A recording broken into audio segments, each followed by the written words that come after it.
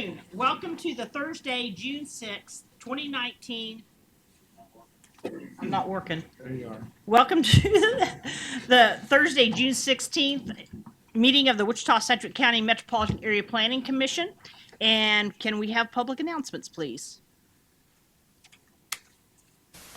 Before we begin the agenda, the Wichita-Sedgwick County Metropolitan Area Planning Commission and the Wichita-Sedgwick County Board of Zoning Appeals would like to take this opportunity to welcome everyone to this public hearing. Copies of the agenda for today's meeting, the public hearing procedure, and Planning Department staff reports on all agenda items are available in the lobby of this conference room.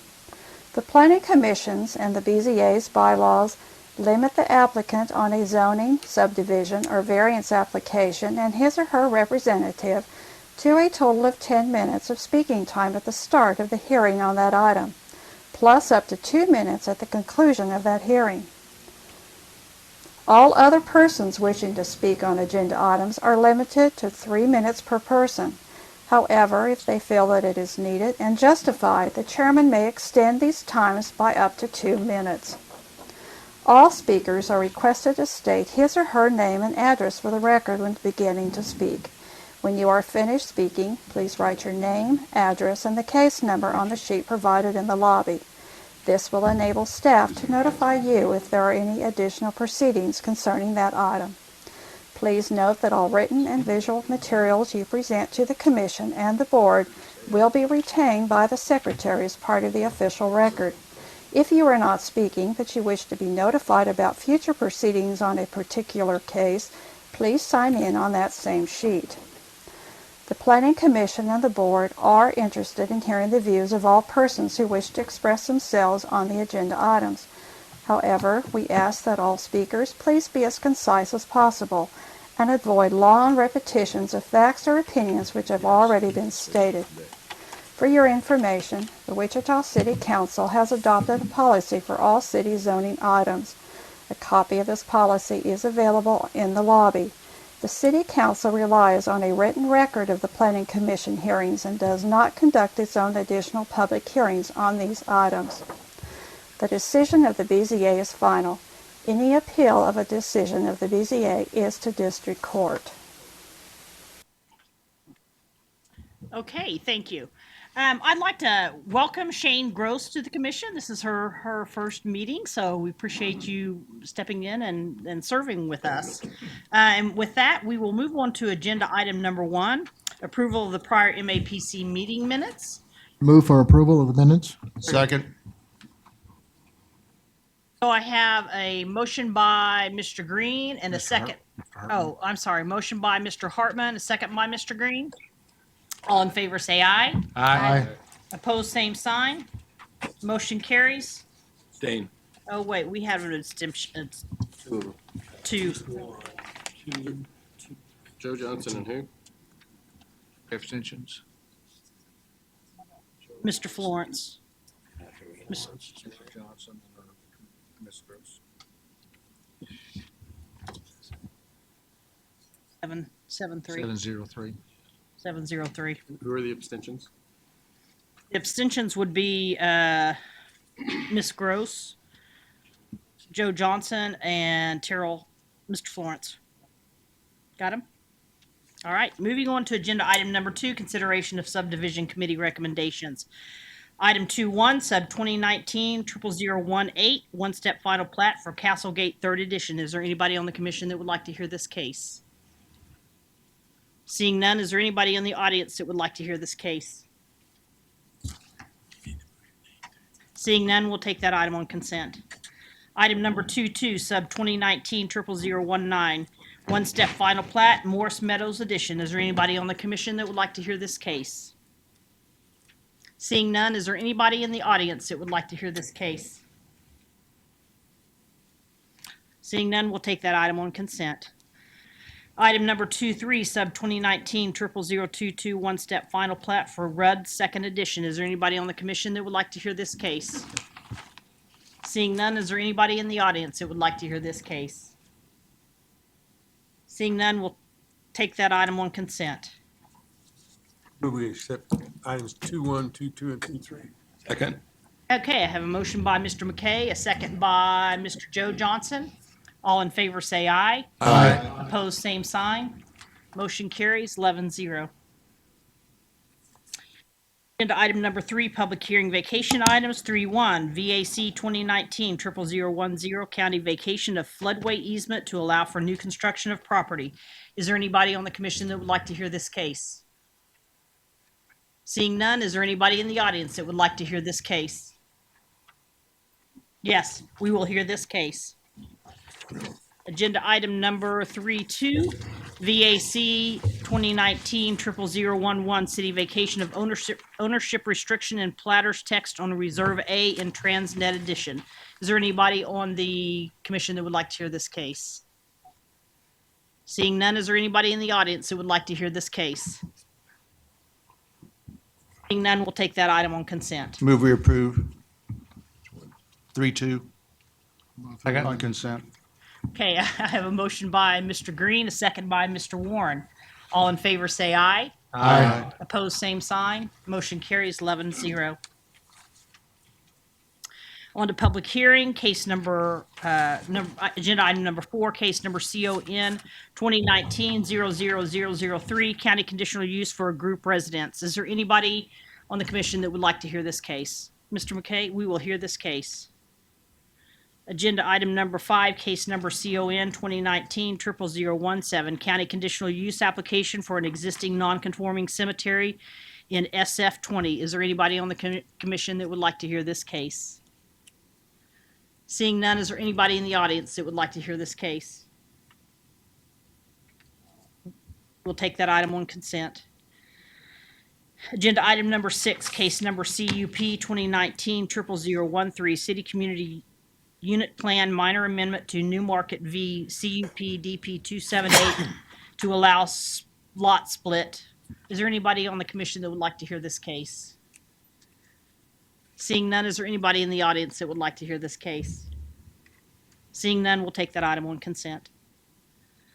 Agenda item number 7, case number DER 2019-0001. Looks like we are going to hear that case. Agenda item number 8, case number PUD 2019-00006, city planned unit development for redevelopment of property with event center and other site improvements. Is there anybody on the commission that would like to hear this case? Seeing none, is there anybody in the audience that would like to hear this case? Yes? Need to hear it. Okay. What do we want?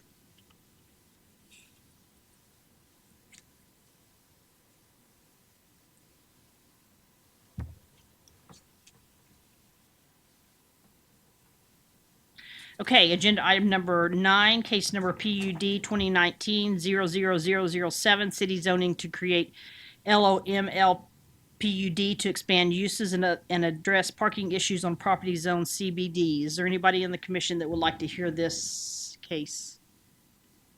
Seeing none, is there anybody in the audience that would like to hear this case?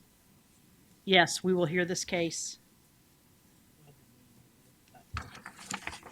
Agenda item number 10, case number ZON 2019-00013, city zone change from SF5 to TF3 to allow duplex development on property. Is anybody on the commission that would like to hear this case?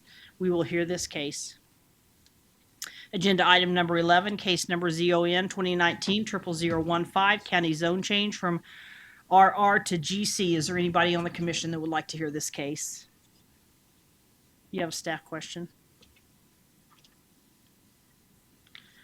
Was there anybody in the audience that would like to hear this case?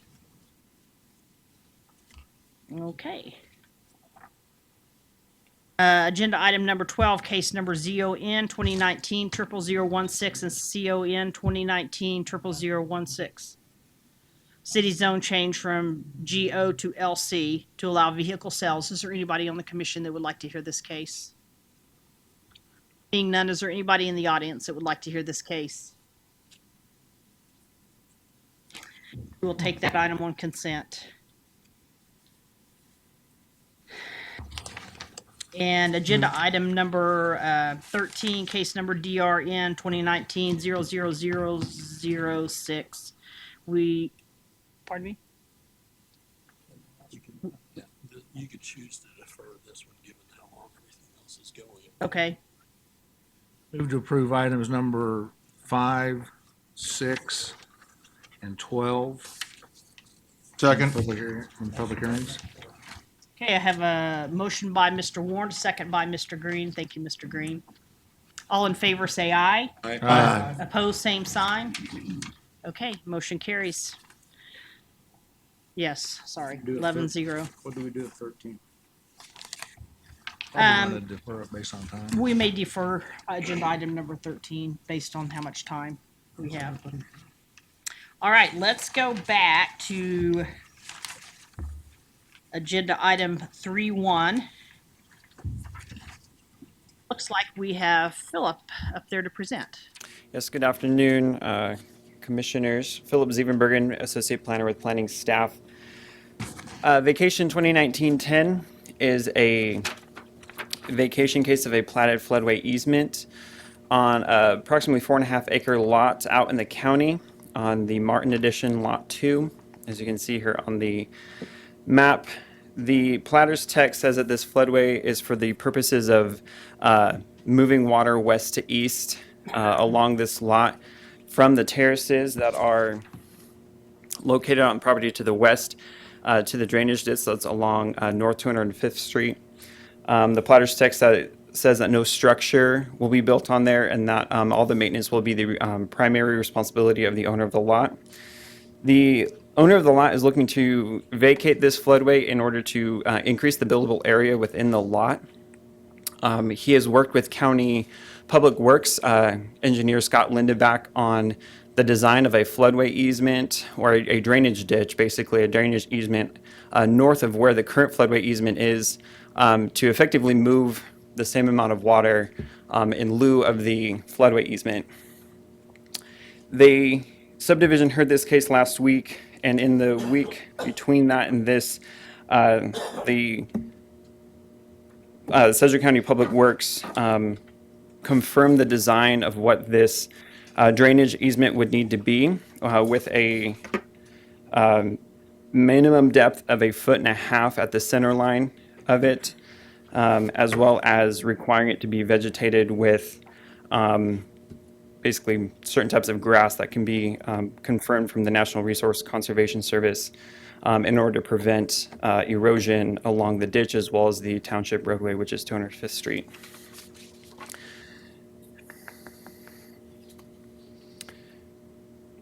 This area is not in any of the FEMA flood zones. You can see here, this is a lot with the floodway easement, and the flood zone is over to the east of the property. As I discussed earlier, what's in red is the floodway easement. What's in blue is the proposed location of the new drainage easement that would effectively do the same thing. And with that, I can stand for any staff questions. Questions from the commission? Nope. Philip? Agent or applicant, if you'd like to step forward, state your name and address to present on this case, and you'll have 10 minutes. I'm Andy Bussing, 725 Brookside, Colwich, Kansas. I don't have anything new to present today. Okay. Yeah, nothing really changed from last week for me. Okay, very good. Thank you. Is there anybody on the audience that would like to speak on this case? If you'll step forward to the podium and state your name and address, one at a time, and you'll have 3 minutes. Okay, Harvey Bradbury, 3671 North 205th Street West. So I'm the property just to the south. I'm the property that's downhill. If you wanted, you can use the mouse to... Okay, thanks. There has been at least one change, I know, from last time, because last time we didn't know if it was going to be bare dirt or what kind of ditch it was going to be. So it sounds like it's going to be grass now, which is good, as long as the if it's going to be mowed, we don't know yet. But additional considerations I'd like to toss out there. We're effectively eliminating 3 terraces that run a lot of water into a single ditch.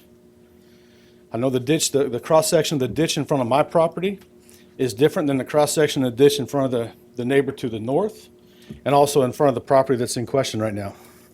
So that ditch cross-section would need to be looked at along with the size of my whistle that I currently have, which was always sized according to having the terraces in place. We talked last time about the concrete structures to the south of me where the terraces originally did dump out. In Philip's comments, it said effectively bring the water from the west to the east. All those terraces turn before they get to the road, and it takes it to the south through the back of my property into a drainage structure, into a concrete drainage structure that is basically bombed out at this point. It's in chunks. Still serves its purpose basically because we have over the years backfilled it with tractors and broken concrete to try to retain some sort of decent flow in that area.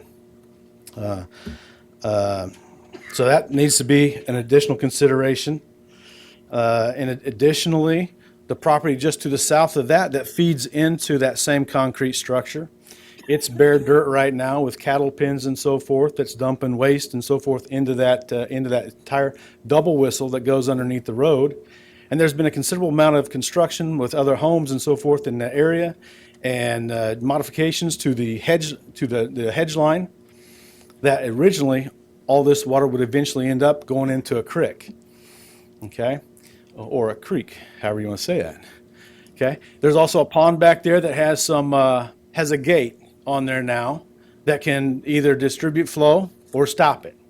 So I think all these things need to be taken as additional considerations, and I'd appreciate you looking into it because my house is downhill of what's going on here. We worked really hard 10 years ago after I bought my property to dig the dirt back out of the ditch that came from the terraces that may no longer be carrying some of this water. We did a lot of work, and it works now. Your time is up. Thank you for hearing me. Is there any questions from the commission? Mr. Green? Yes, how big is your culvert pipe that's under your driveway? So I think it's a 32 or 36 inch single. 36 inch. Is It could be. Yeah. Is it cleared out so that it has a full It's amount of I'd say capacity for the water? I've cleared it out before. It's probably due for a good summertime clearing again. I'll get my boys out there to do that, and it's probably 60, 70% clear right now. Yeah, because that would obviously make a huge difference on any potential water that could be coming through that ditch. Sure. The more pipe you have, the more volume you can get through there. Correct. And I guess the second point is, at our meeting last week, Scott Lindeback with County Public Works, and we heard today that he has reviewed this, and they seem to be okay with the proposal that has been presented. Okay. Has he been on site? With all due respect, I don't see how you guys can make a decision without going to the property and taking a look. Other questions from the commission? The question I've got is, it sounds like there's some water problems there, but the report that we've got is that the change is not going to increase, water flow. Is what it is doing now. With the change, it will continue to do that.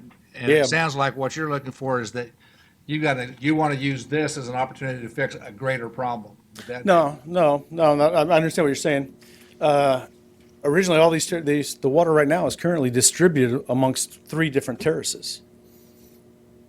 So if it dumps all into this one floodway or whatever, it's going to go into one. It's going to go down to the road, to the one, not even a terrace, the ditch along the road. From my understanding of what I'm seeing.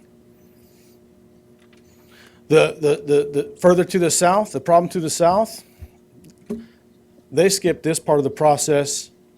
You guys should be interested in taking care of that on your own. That is totally separate from Andy's deal. Andy at least has the decency to bring it to the commission, I think, like what you're supposed to.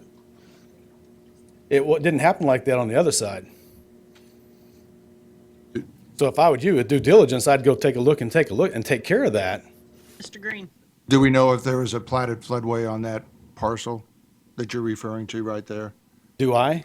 Yeah, do you know, the reason why this is coming to the commission today is because there is a platted floodway on his property that he's attempting to vacate.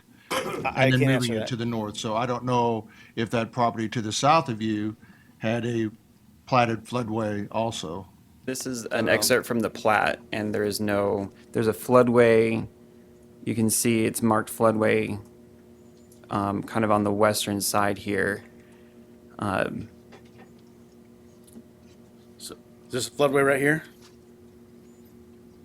On the property that's in question? Actually, yeah, Yeah, so that's, he may not have needed to vacate that platted floodway in order to build on his property, okay, which is not the case for the property to the north of you. okay. I don't know. Other questions from the commission? Okay, thank you. Hey, thank you. Is there anybody else from the audience that would like to speak on this case? If you'll step forward to the podium, you state your name and address, please, and you'll have 3 minutes. All right, thank you. Stacy Nellis, 3721 North 205th Street. I'm the property right north of the Boosings, and so the floodway easement, drainage easement is going to be right on our property line. So I guess my concern is how far off the property line, and if the intent is really a drainage easement, or I think we're all on high alert based on what the property south of the Bradburys, they have a barn with pens behind it, and their drainage easement, I think, drains more than just water. And I'm not saying or that's what the Boosing's intent is, or we're just wanting to make sure that what is being proposed is truly to redirect the floodway and that drainage easement, and how far off our property line is it going to be? Is it going to be right on the property line, or can we allot a certain amount of feet away so it's not directly on it? And then it's my understanding that the water is going to go south, drain south, and not north to our property. And I guess that's my main concern, that it does do that and not bring the water to that additional water to our property. And that's it. So thank you for your time, and I'm going to run. I've got a meeting in about 10 minutes, so thank you. Let me check with the commission real quick to see if they have any questions. Questions on the commission? Okay, thank you. All right, thanks. Is there anybody else from the audience that would like to speak on this case? Okay, seeing none, we will bring agent or applicant back, and you will have a 2-minute rebuttal. Is there an aerial of the whole, shoot, how do you go back on this thing? Did we lose Philip? Right Philip? there. Oh, Okay. No, I'm not changing 3 terraces. This terrace right here, right, it drains this area and drains this way, and it used to drain south onto Bradbury's property. This terrace here doesn't drain on there. I'm not modifying that, and I'm not doing anything down here. Right now, there's a floodway right here, so that just allows the water to be diverted straight across here onto the right-of-way and go south. I could do that today. The purpose of moving a drainage easement to the north end, which would create a swale, would just be to free up this area so I'd have room to build on. But I'm not adding, I don't know where the 3 terraces came from. That's not true. There's not even 3 terraces that drain over here. This terrace is above the other terrace, and it comes this way. It doesn't even come across my property. This terrace here is lower and is on the property owner to the north who just spoke here recently. So Anyhow, Thank you. but Any other questions from the commission? Mr. McKay, You agree with the conditions of the staff? do you agree with the conditions that the staff has included? Staff report. The yes, staff that's report? fine. Yeah, Yes. I don't have a problem with that. Other questions from the commission? Okay, thank you. But Mr. Joe Johnson. Staff question. Sorry. One of the speakers asked the question if Scott Lindenback had visited the site. Do you know the answer to that? I don't know if he's visited or not, no. Mr. Bill Johnson. Well, this has come up in front of subdivision. There was quite a bit of discussion. Scott was here.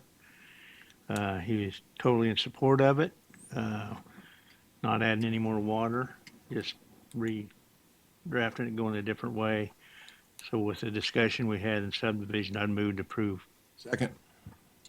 Okay, I have a motion to approve by Mr. Bill Johnson, a second by Mr. Joe Johnson. Johnson, Discussion. Johnson. 1, 2. Okay. Hearing no discussion, all in favor say aye. Aye. Opposed, same sign. Motion carries 11-0.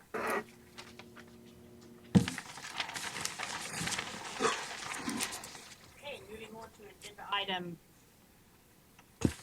number 4. It's like we have Dave up here to present. Madam Chairman, I have a question to ask. In your reference, it talks about a committee that was, the county engineer to look at this house a couple years ago about the basement flooding, and I was on that committee. Does that create a conflict of interest? It doesn't make any difference. I mean, it won't change any way I feel about the conditional use. And answering your question, it's my understanding it was a voluntary committee with the Wichita Area Builders Association. You didn't receive any compensation, correct? Okay, and yeah, it was in 2017. Is that correct as well? Is that your recollection? Okay. Years ago, yeah. I don't think there's any need to abstain there. Thank you, Mr. McKay. Dave, you're up. Thank you, Madam Chairman. Dave Urett with staff. This is a request submitted by Andrea Henschel requesting a conditional use permit for what's classified in the zoning regulations as a group residence limited. The Department of DCF classifies this as a group boarding home for foster children. The property in question is outlined on the screen. You can see the black area. It's a 5-acre lot sitting on the west side of South Hydraulic. We're immediately south of 82nd Street. Major roads are 79th Street to the north. You can see the zoning of the property in question is rural residential. And there is rural residential generally surrounding the property that then goes over into areas that are zoned SF20, single-family residential in the rural part of the county. This is an aerial photo showing the property in question. The home improvements in question are kind of at the north end of the property. It's currently served by an on-site wastewater system and on-site well. There is not public water nor public sewer available in the area. Virtually all the homes in the area are also, as I understand, utilizing on-site water wells and on-site wastewater systems. You can see the degree of development around the property, primarily to the north, south, and west. The property to the east is used agriculturally. Just off the screen here is the river. So within the comprehensive plan, this is identified as being within the growth area for the city of Hayesville. This request was submitted to Hayesville for comments, and the Hayesville Planning Commission, and you've got a copy of the memo from the city of Hayesville regarding their vote. They voted unanimously to recommend denial of this request. This is the site plan submitted by the applicant. You can show north is to the top, hydraulic is along the right-hand side, the driveway coming in, and this is the existing home that's proposed to be used for the boarding home facility. This is aerial photos of the property in question. This is the home in question, We're looking northwest at the home. Here we're looking directly west at the home. It's an existing home. This is what's across the street to the east. You can see the open field. We're looking north along Hydraulic, and then south along Hydraulic. So I'm not sure which picture you want to see. I'll leave that up for purposes of going forward. Staff is, as you read in the staff report, there have been issues with this property in the past. There were, previous owner had problems with high groundwater that was getting into the basement. I think we provided you copies previously of photographs that were taken of the damage that was occurred. And as was noted, and as I understand the background, the previous owner even approached the county about assistance on issues with the groundwater. At the request of the county, there was a evaluation done through a subcommittee with the Wichita Builders Association that resulted in the report that we attached to the staff report that had made a recommendation that the groundwater issues that were resulting in flooding in the basement were going to continue in times of heavy rains. And the recommendation out of that report indicated that the basement should be essentially be abandoned. It should be filled in and otherwise secured in the fashion outlined in that report.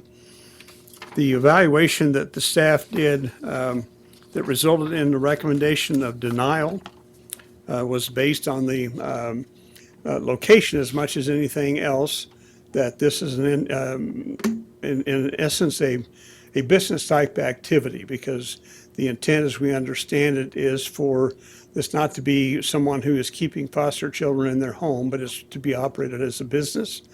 And as such, we did not feel this was the appropriate location for that type of activity to occur. And the staff's recommendation was for denial. As outlined in the staff report, if a planning commission is inclined to recommend approval, there are conditions that are outlined in the report. And the biggest thing was the feeling that it would be appropriate to change the conditions of this house so that in the event of extraordinary wet seasons, that we not have other flooding problems in the basement that could cause other issues with folks living or residing in the home, particularly if it were talking about the keeping of foster children. And as I said, the Hayesville Planning Commission's recommendation was unanimously for denial, which under the current regulations of the county in the zoning code will assure this has to go to the Board of County Commissioners with respect to the recommendation of the Planning Commission. So we'll go forward with that. And with that, I'll be happy to answer any questions of the commission before we open it up to those that are here. Questions from the commission? Mr. Warren? Sure, I've got a couple questions. It looks to me like there's two areas of concern here. One is the suitability of the property to be inhabitable because of groundwater problems, and to me that would be an issue, whether it's single family owner occupied or multiple family or so I'm not sure really why that is a concern to this body, from a standpoint of a change. The other side has to do with, is this from a business standpoint, an improper business to go this close to other residential properties? And my question is, do we have group home and situations close to other residential properties in and around the county or the city? Is this unique, or is this something that's fairly common to have a foster home, group home situation this close to residential properties? I've been advised that we have a couple of apparently group homes in rural areas that but I've not visited those, and I could not answer that question.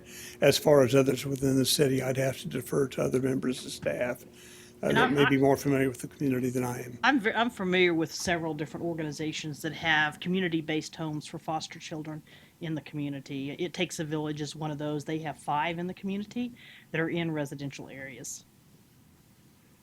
That, to me, I'm not sure where why that would in and of itself be reasons for denial, so. Those are my comments. Any other questions from the commission? All right, thank you, Dave.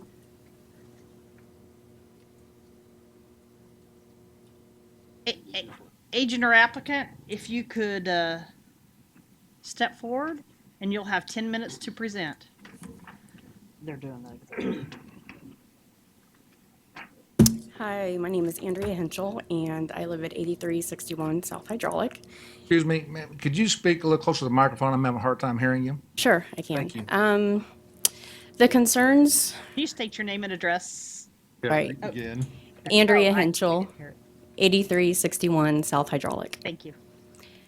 I am aware of all of the, not all of them, but the majority of group homes in Wichita. I work through St. Francis Ministries, and I actually have reports from some of the group home areas about crime rates in the area and their safeties and different things like that. Because I know that a lot of the neighbors were concerned with safety. And in this report that I have, it states that that there aren't any rise in crime in they are in residential areas. There's I think I have about 6 here, and they're all in residential areas. They're all group homes, which is exactly what I want to do. The crime rates don't show that they have increased since the homes were put in place.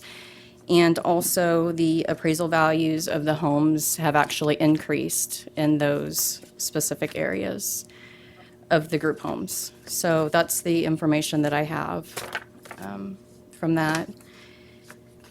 As far as safety, I've had up to 4 foster children in my home, teenagers, in the current home that I'm in right now since September of last year. And I've never had the cops called to come to my house to, for any crime reasons. They're good kids. They just need a place to go. So,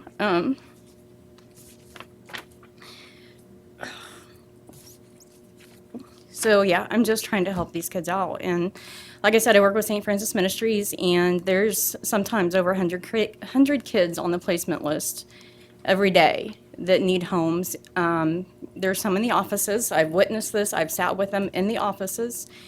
And I'm trying to open up my home and help these kids.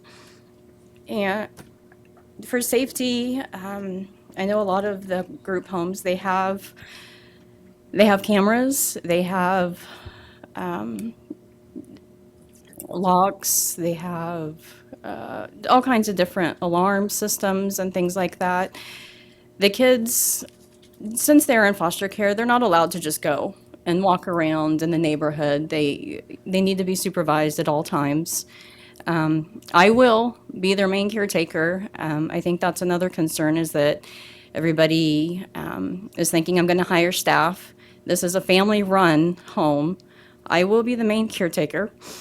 My son, my mom, and I have some nieces that will also help out as needed.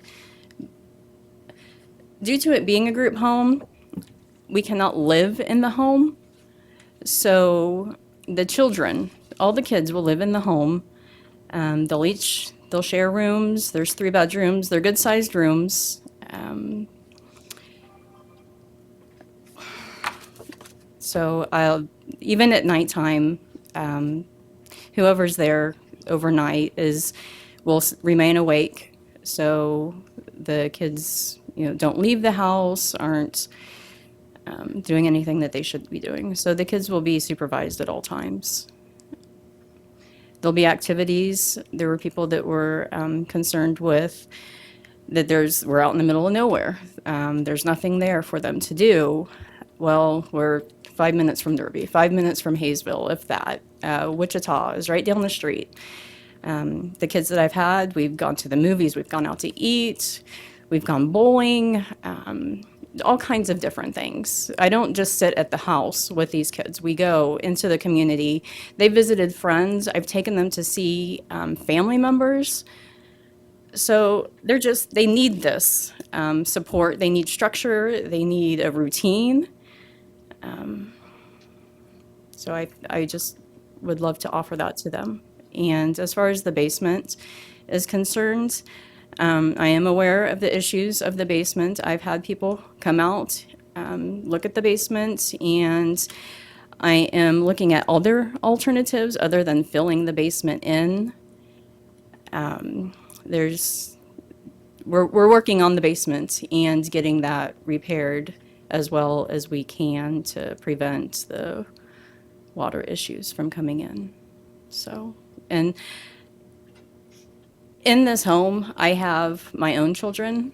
I have a 4-year-old daughter and a 7-year-old son.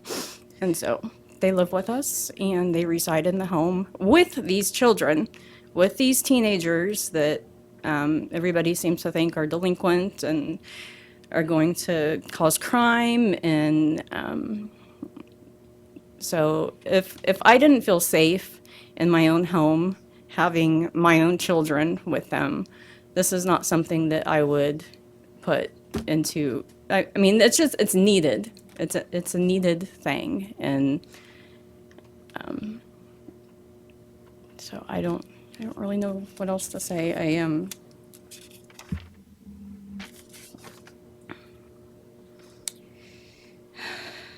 There'll be activities that the kids can do, like I said. Transportation to these activities, I will provide. I'll also send them through driver's ed, just like any other normal child that's not in foster care. They will have opportunity to get their driver's license. I'm going to purchase a car that, we can go out and drive in. I want to treat these children like I can treat my own children. And I've raised 2 already. They're adults now, and so I want to help them. Questions from the commission? Mr. Richardson? So my understanding is you will no longer be using this as your personal residence and it will be converted to a group home. Do I understand that correctly? Yes, that's correct. Your children will no longer be there. They will not no, they won't be there. I moved from another home. I have 2 homes right now. I bought this home specifically for the group home. This is what my whole plan was from the very beginning, was to turn this home into a group home. My older 2 boys live in the home that I previously lived in, and I brought with me my babies to my home that I currently live in. Once the group home is licensed to be a group home, we can't live there any longer. And so then we would then move back to the other home where my 2 other children live. However, I would still be the main caretaker. All of my stuff will be at the other house, but I will still be there after school. I'll pick them up from school. I'll spend the evenings with them. Weekends, we do things. My whole family is involved in this. My sons, my mom, my nieces, everybody is involved with these kids and helping them and taking care of them. So I have supports. Will you need to use the basement as a part of this facility? No, I do not. Mr. Hartman? How do you propose to address the water issues in the basement? Well, I've had contractors come out. I've also tried to get in touch with the Wichita Area Builders Association that did the report, trying to find other alternatives rather than filling the basement in. He hasn't got back with me about that. But I have some things that I need to do. I know that there's a lot of negative drainage around the house. And so the majority of the contractors that came out, the house needs to be backfilled. And that's one of their biggest issues, is that there's so much water pooling around the house that it's seeping into the ground and causing the sump pumps. I did have a plumber come out a couple weeks ago because 2 of them were acting kind of funny. And so they were actually plugged. One of them had dirt in it, mud, so it wasn't working. But all of the other workers that I've had come out since then say that they're great pumps and they're keeping up with the water that's coming in. So when the study was done, did you own the house, or was this? I did not. that I was purchased the prior to you house. purchasing I the house? purchased the house in July of last year. And were you aware of the drainage problems at that time?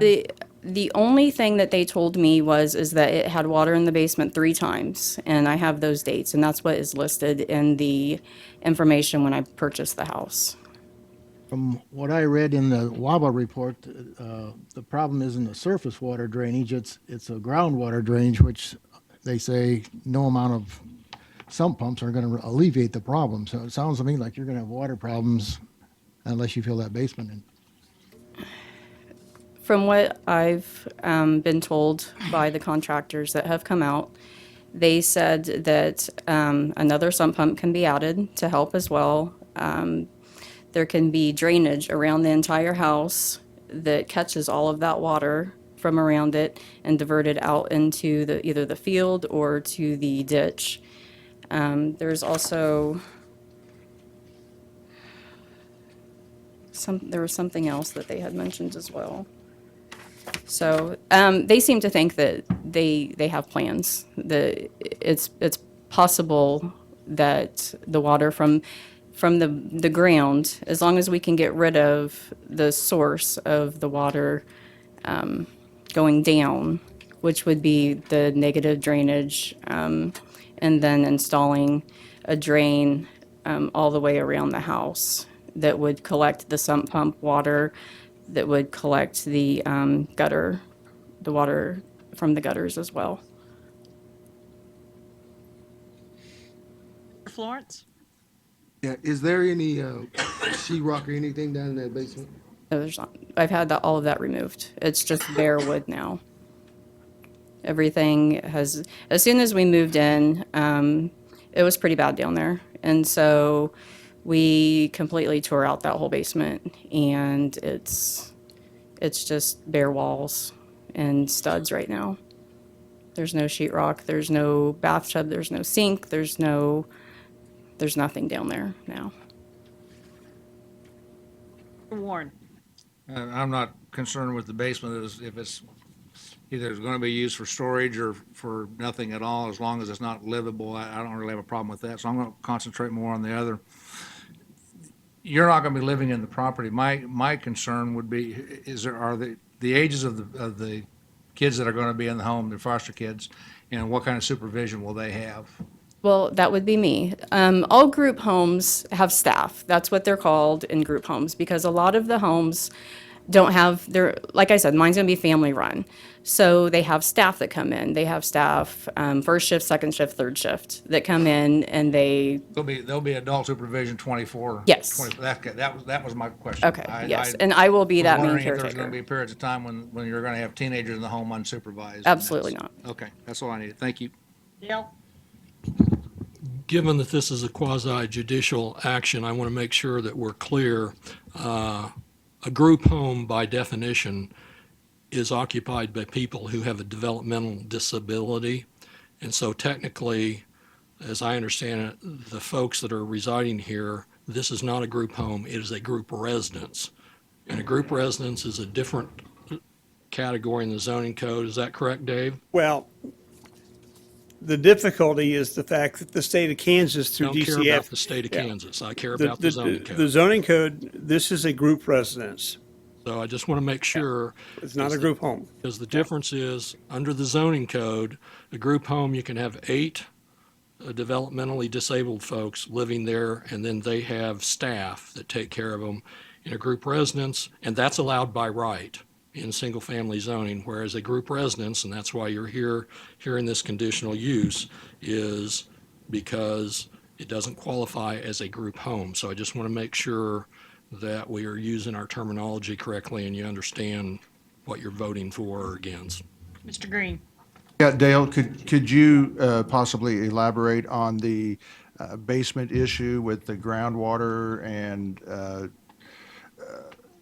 whether it's coming in surface or coming up from the ground? Is that something that we have jurisdiction over and can rule on the Sure, I'll address that question, Commissioner Green. I think as a planning commission, part of your determination can involve issues involving public health, safety, and welfare. So I think, especially with the type of use that this is, it may be relevant to consider that in your determination. I know that I believe Dave year out mentioned in his presentation that if there was the planning commission recommended approval, that I think part of the recommendation or conditions would be intended to alleviate or perhaps remedy some of those problems that the properties historically had.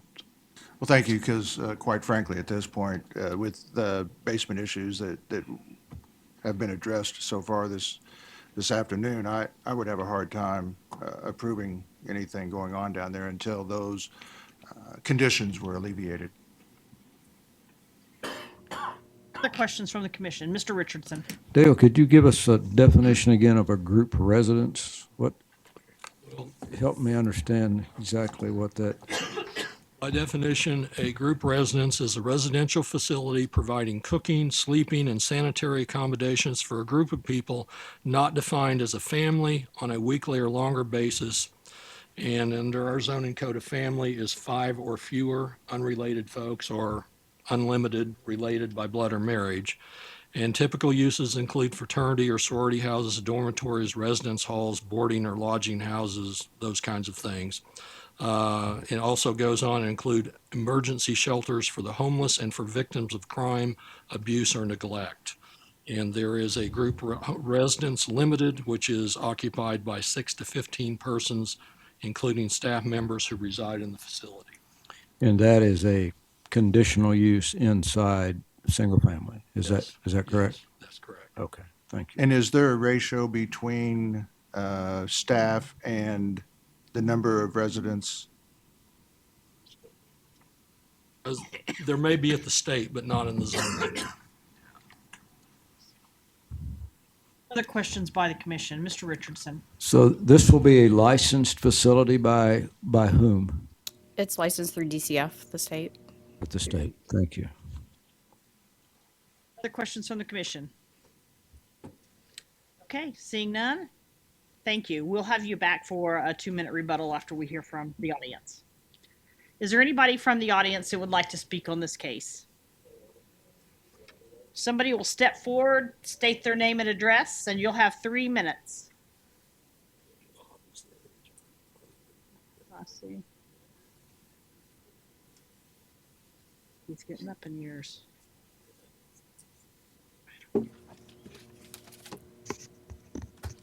Madam Chair, Commissioners, Bob Kaplan, 1600 Epic Center.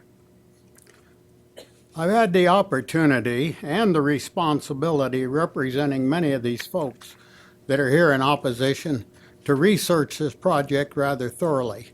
As a result, I can give you 3 very valid reasons why this matter should not and cannot be approved. Starting with Mr. McKay's work, John McKay and the committee, you know that this dwelling needs a tremendous amount of remediation. There isn't any question.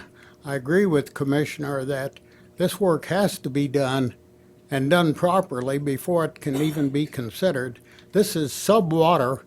This is subsurface water, digging a ditch around the house. I'm not an engineer. I don't think that's the issue. I think the committee has the answer, and that forget the basement and fill it in. In addition to the remediation of the house, which is dealt with in the staff report, you've got a wastewater system on site that I'm told is about 40 years old. You've got a water supply system on site that I'm told is about 40 years old. I don't see any evidence in any record that any of that has been inspected or ever certified. So much for the dwelling. I disagree that it's not an issue for this commission. Property has to be suitable for its intended use.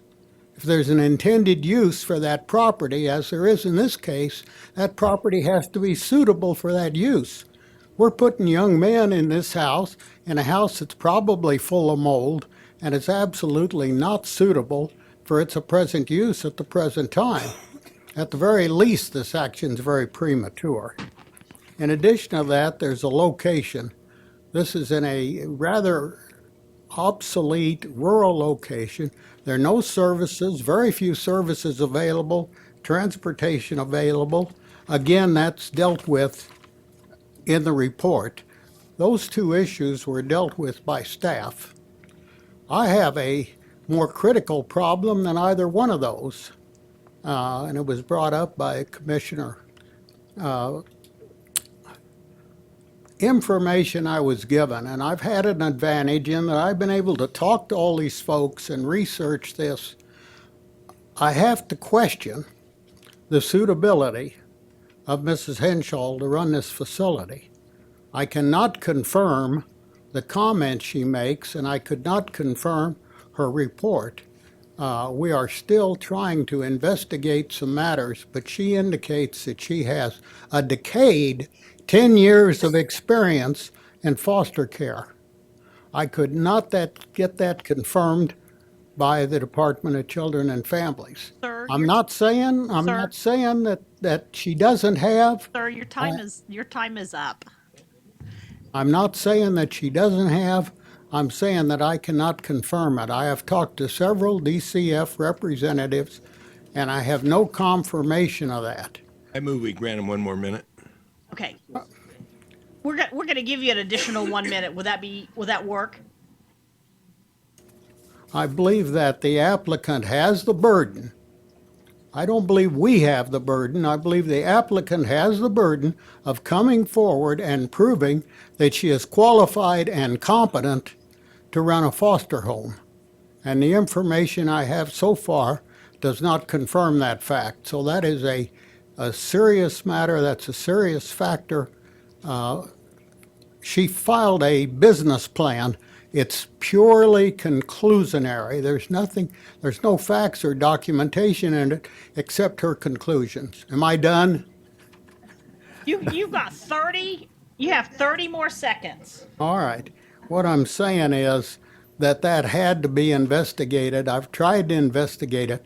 It's quite frankly, folks, rather difficult many times to get answers from the Department of Children and Families. They've got a lot of personnel and you get rowboat around pretty good. But there are things that I'm not going to discuss from this podium, and I realize you can't make a decision on what I don't tell you, but the fact... Your time is up. All right.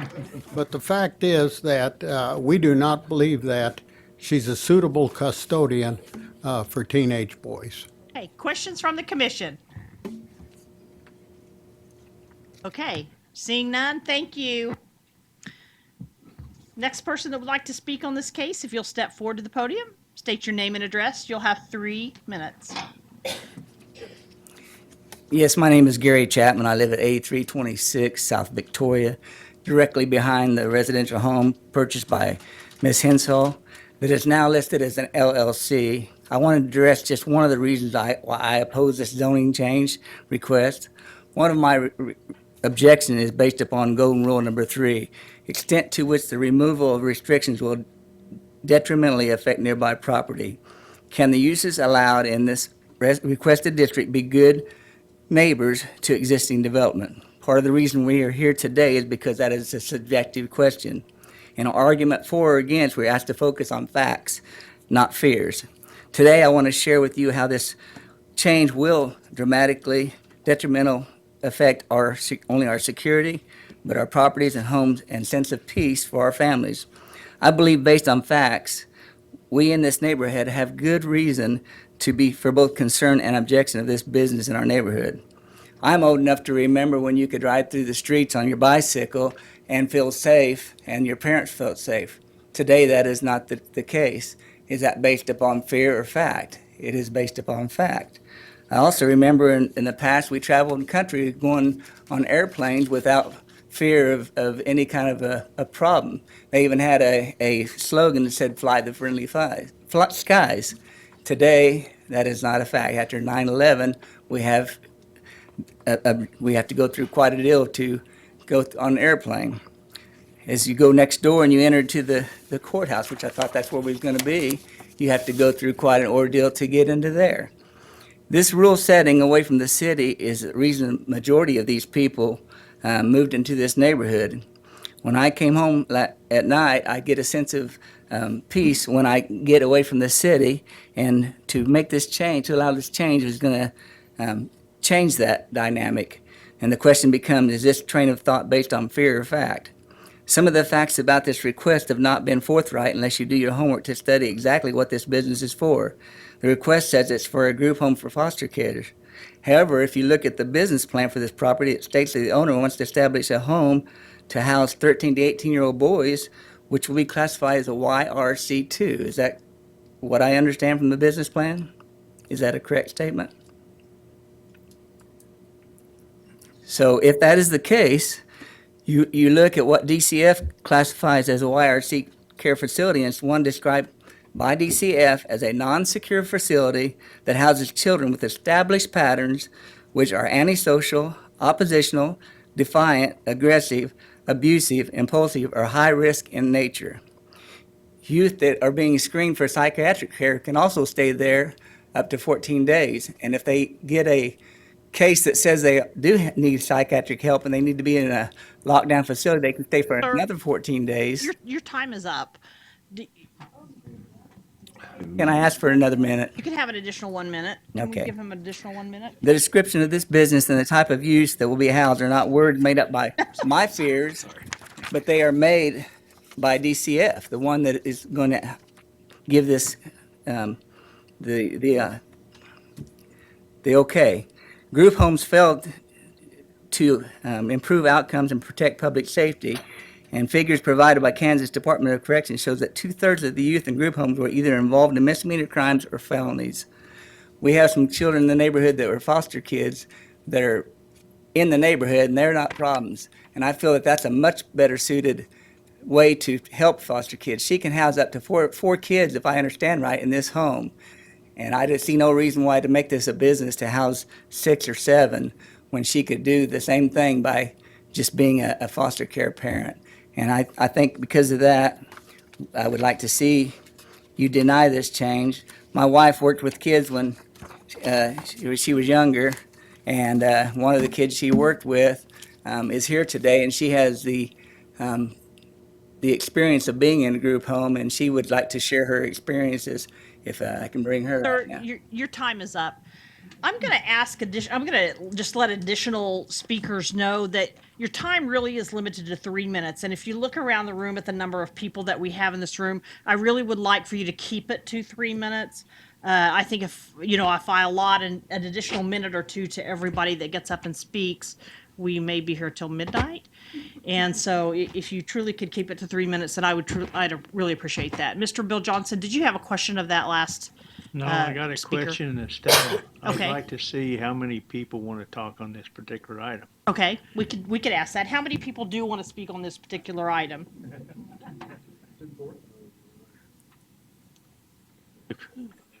The committee has the option to reduce it from 3 minutes to 2 minutes with this number of people. I'm just saying that if that's what we want to do, because I know we're going to hear a lot of the repeat.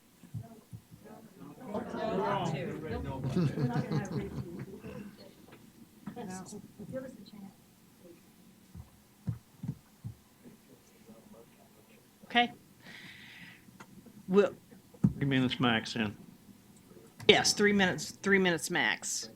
Anybody else have a question from the commission of the last presenter? Okay. Ma'am, if you'll state your name and address, and you'll have 3 minutes. My name is Kelly Smith. My address is 1012 Hillside Drive in Perry, Oklahoma. I would like to share with you from a unique perspective, as I was once a teenager in the foster care system. I've been in multiple group homes. Kids are not loved in group homes. Kids, it's not a home. You haven't succeeded in a foster home.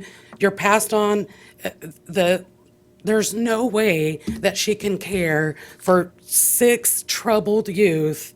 There's no way. I've been in foster homes, woke up in the middle of the night to fire. I've done foster care myself. We've had a 9-year-old boy have sex with our dog. This is not a place for a residential neighborhood.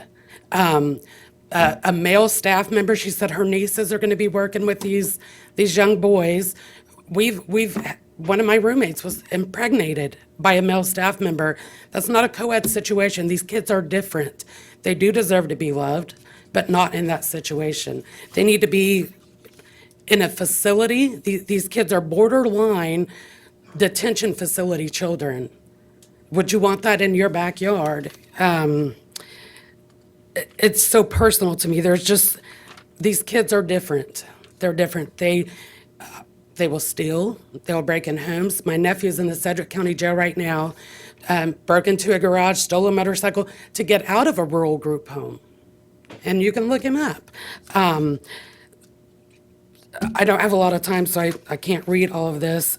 These kids come from homes of deception, abuse, drugs. That's all they've ever known. That's how they're going to act. You put a good kid in a group home with 5 kids. She referred to these kids as good kids. Well, if they're good kids, why do they need to be monitored by video? Why do they, I mean, I don't know. It's not a good situation for these people. This is an established neighborhood. I mean, these are families. Would you want 6 or 7 juvenile offenders in the backyard of your 2 teenage girls? I'm done, thank you. Questions from the commission? Okay, next presenter.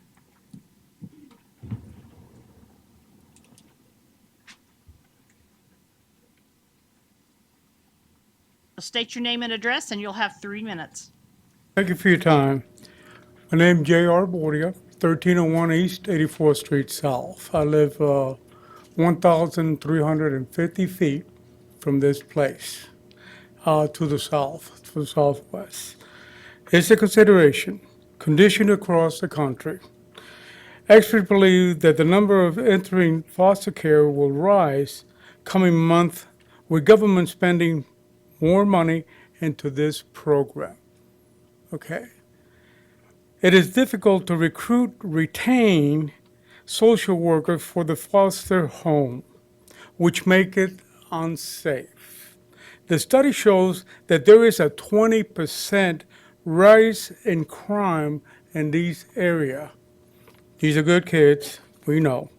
NCORE study, property at the time of sales value is less of an impact in mid to low value homes. Time for sale in this area averaged 25 to 35 days on the market, but in the properties of greater value from 150 and above, softened a value decrease from 12 to 19%. And time of market increase is 35 to 63 days. Not only that, we already had a decrease because of the water in our basement. Please take that into consideration. It shows that adjacent property to group homes take much longer to sell. They don't increase in price like the lady said. But group homes did not generate higher turnover in similar lower price neighborhoods.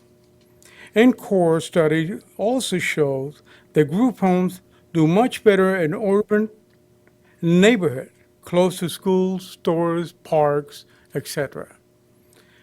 It will be easier for her to transport them to a park next to the house than to have to drive them 7 miles into Wichita, just to the edge of Wichita. And how are they going to control them? How she's going to find one person to control 7 kids? Some of them would like to go to the park, some of them might not. What's she going to do? Okay, so NCORE also showed that group homes do better in neighborhoods in the city. So is that to show you that this place will be better in the city limits than in the country? And if she is so for the kids, why don't she do it at cost for 10%? It will save the taxpayer a lot of money.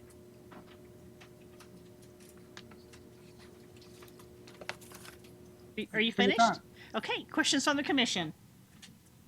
Got a question. Mr. Hartman, can Do you have high groundwater at your residence? you go back to the podium, please, because we're recording and we need to be able to capture your response. Our houses is some of the last ones to flood. Her house is one of the first one, actually it is the first one to flood. When we quit pumping water it'll be another 2 to 3 more months before her basement is dry.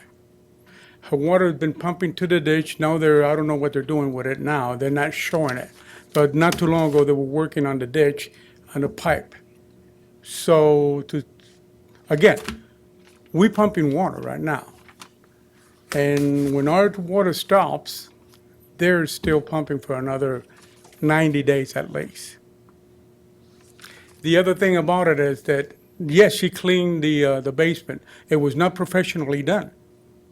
So that mold and the humidity still comes out through the walls. So upstairs, those walls have to be removed to verify that there is no mold behind that sheetrock and insulation. Other questions from the commission? All right, thank you. Next speaker.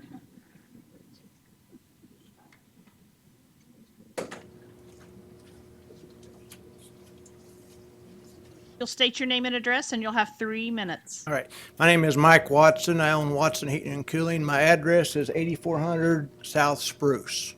I live about right there. I have actually been called out to that property from the previous owner because she wanted to know if I could replace and repair her furnace. When I actually got into the basement, I was walking through that much water, and it was in the middle of summer. Can you stay at the podium so we can hear you on the There's mic, 3 foot please? deep of water in that basement. That water is not groundwater. That water's coming up from the ground. And like the gentleman said before me, the previous owner had 2 pipes run out to the ditch in front of that house, and they pumped water all summer long after the rainy season was over. If it was just groundwater leaking in that basement, that would have stopped immediately after we had the heavy rains. But they pump constantly. And like I say, I personally have been in that house when there's 3 foot of water in that basement. And that was to the previous owner, not this owner here. So that's not groundwater. That's what I just want to, that's not runoff water. That's actually water coming up from the basement.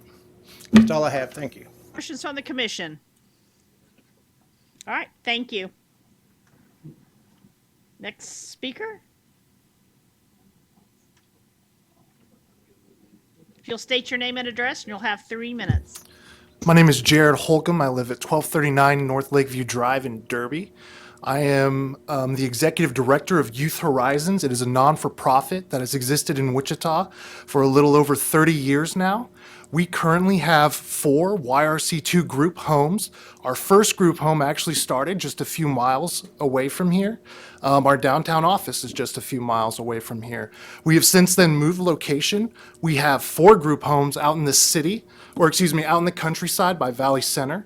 So it is in a rural community, but there are plenty of residents around, and we've been at that location for 11 years. As I said, 4 homes, we can have up to 28 boys, and we are in the process of building our 5th home and remodeling that and going through zoning for that to turn it into a girls' home.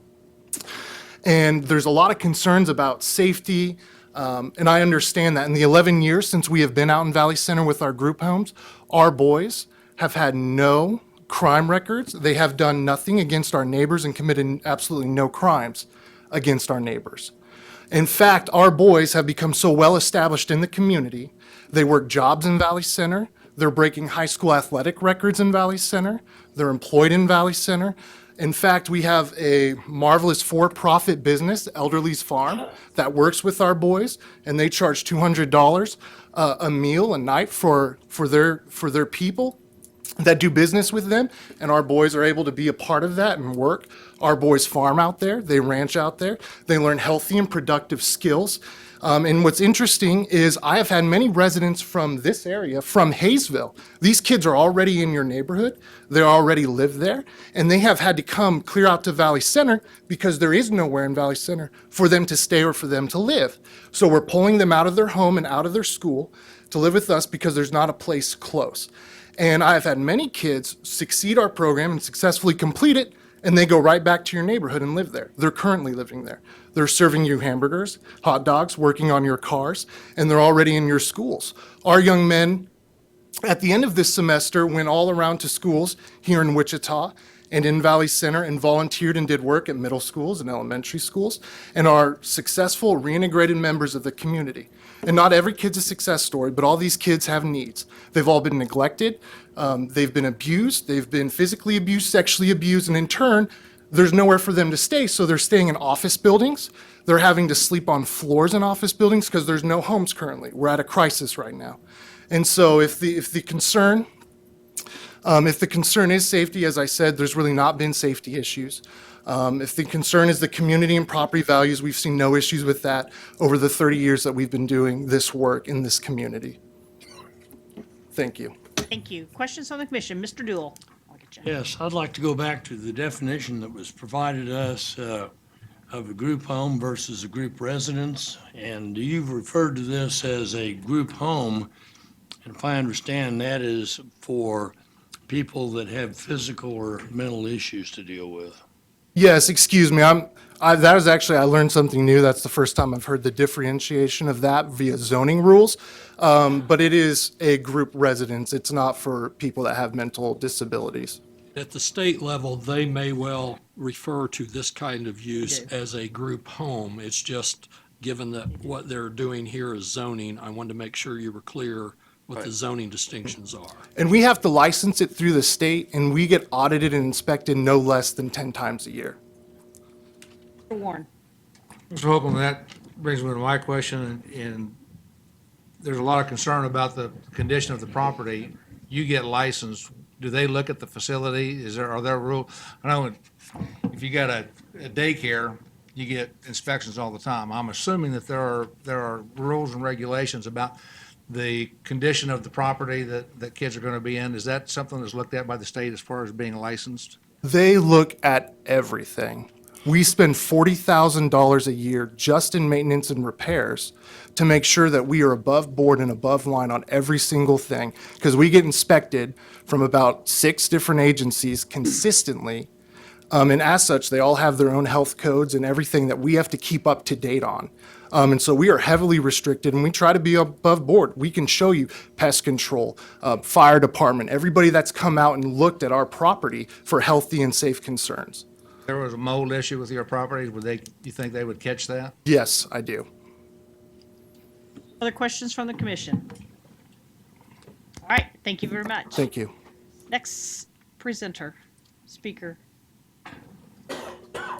State your name and address, please. Hi, my name is Jennifer Haynes, and I live at 8400 South Ash Circle, which is right here. It's probably a good 3 blocks maybe from where this home is going to be. I think it's a good concept, but I don't think it's one for our neighborhood because we've got kids. I mean, there's tons of kids in this neighborhood. And if they're troubled kids, I mean, what are they going to do out there in the middle of nowhere when they have no place to go? So my concern is for the children that's in the neighborhood, because most of the kids go running around there, I mean, without an adult even in the yard. I mean, it's a pretty safe place to be. And after this, I'm not sure how safe it will be. So I had to bring my kids with me. You saw the girls in the front room, and they're the ones I'm worried about. So that's all I have to say. Questions from the commission? Okay, thank you. Thank you.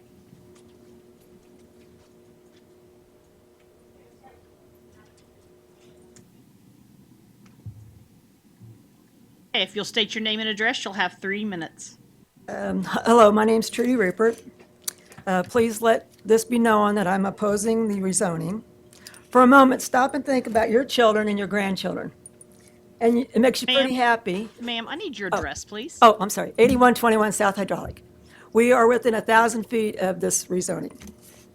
Okay, please stop and think for a moment how happy you are when you have children and grandchildren.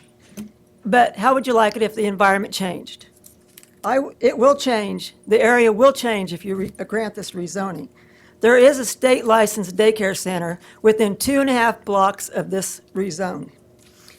And we want you to know that this is proposed as a YRC, not a foster home. Please make no mistake, her business plan says YRC. There's a huge difference between a foster home and a YRC. The state licensed daycare provider has never had any problems, but this will change if you guys grant this. The owner moved into a safe, quiet environment, loved the area, stayed, and started daycare. Can you imagine what the parents will feel if you grant this? Our children in this neighborhood should be kept protected and safe. I'm extremely concerned because our grandchildren go to this daycare.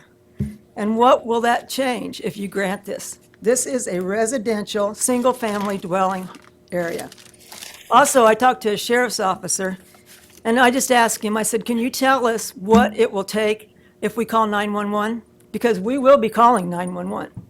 He said 25 to 30 minutes if an officer is in the area. He said, you have one, and we checked this out, we have one sheriff's officer per 36 square mile radius in that area. What does that do to the rest of the homeowners when they call 911 and need help? I think we're all going to suffer if you guys grant this. I asked the sheriff's officer what would happen. He said, ma'am, you call 911 and you pray that somebody shows up to help you. He said, in my experience, he said, there's vandalism, theft, assault, and sexual abuse. So please, think about your children, your grandchildren, your family. Would you want this in your backyard? We are within 1,000 feet of this home. We bought our home, built our home, not to have more than single-family dwelling out there. So please, think about what this would do to your family, how it would impact your children and your grandchildren, and please take that into consideration. Thank you for your time. Mr. Florence. Do you have a water issue in your basement? Do you have water issues in your basement? We do not at this time. How long you been out there? We built our house 13 years ago, and when we built our house, we got a permit, and no one from the building department told us about the water issues out there. Their water issues have been going on out there for years, and we could have built anywhere, but we chose that area because we drove that area for 6 months before we bought our land out there to build that home. And now look what is proposed to go in down the street from us. We don't want that because that's not why we build out there. Other questions from the commission? Okay, thank you. Thank you. Next speaker?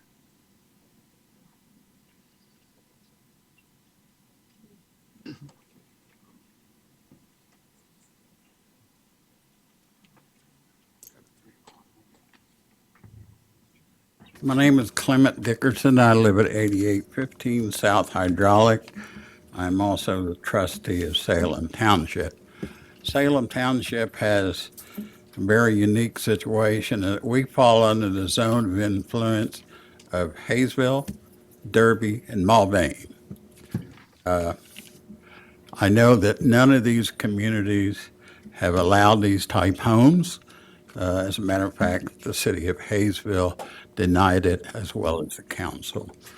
I wasn't going to speak on water issues, but there are approximately, under the worst conditions, 250 homes in that area who have water in their basement, or sumps running 24 hours a day. A few years ago, when we had this big event, I pumped from May to November with 2 sump pumps running full bore. I am pumping 240 gallons a minute right now. And I'm not as close to the water table as Kay's old property, the property in question. I was asked to talk about the increase in traffic. When they had to vote on the casino, the people voted in our township, when we looked at the numbers, to deny the casino in Sedgwick County. However, we have ended up with one of the problems of the casino, and that hydraulic, and since the casino was put in place, the traffic has doubled. Right? And that's according to Mark Morse of Sedgwick County. And this is the latest count on hydraulic. So that's all I have to say. Questions from the commission? Okay, thank you, sir. Other presenters for this case?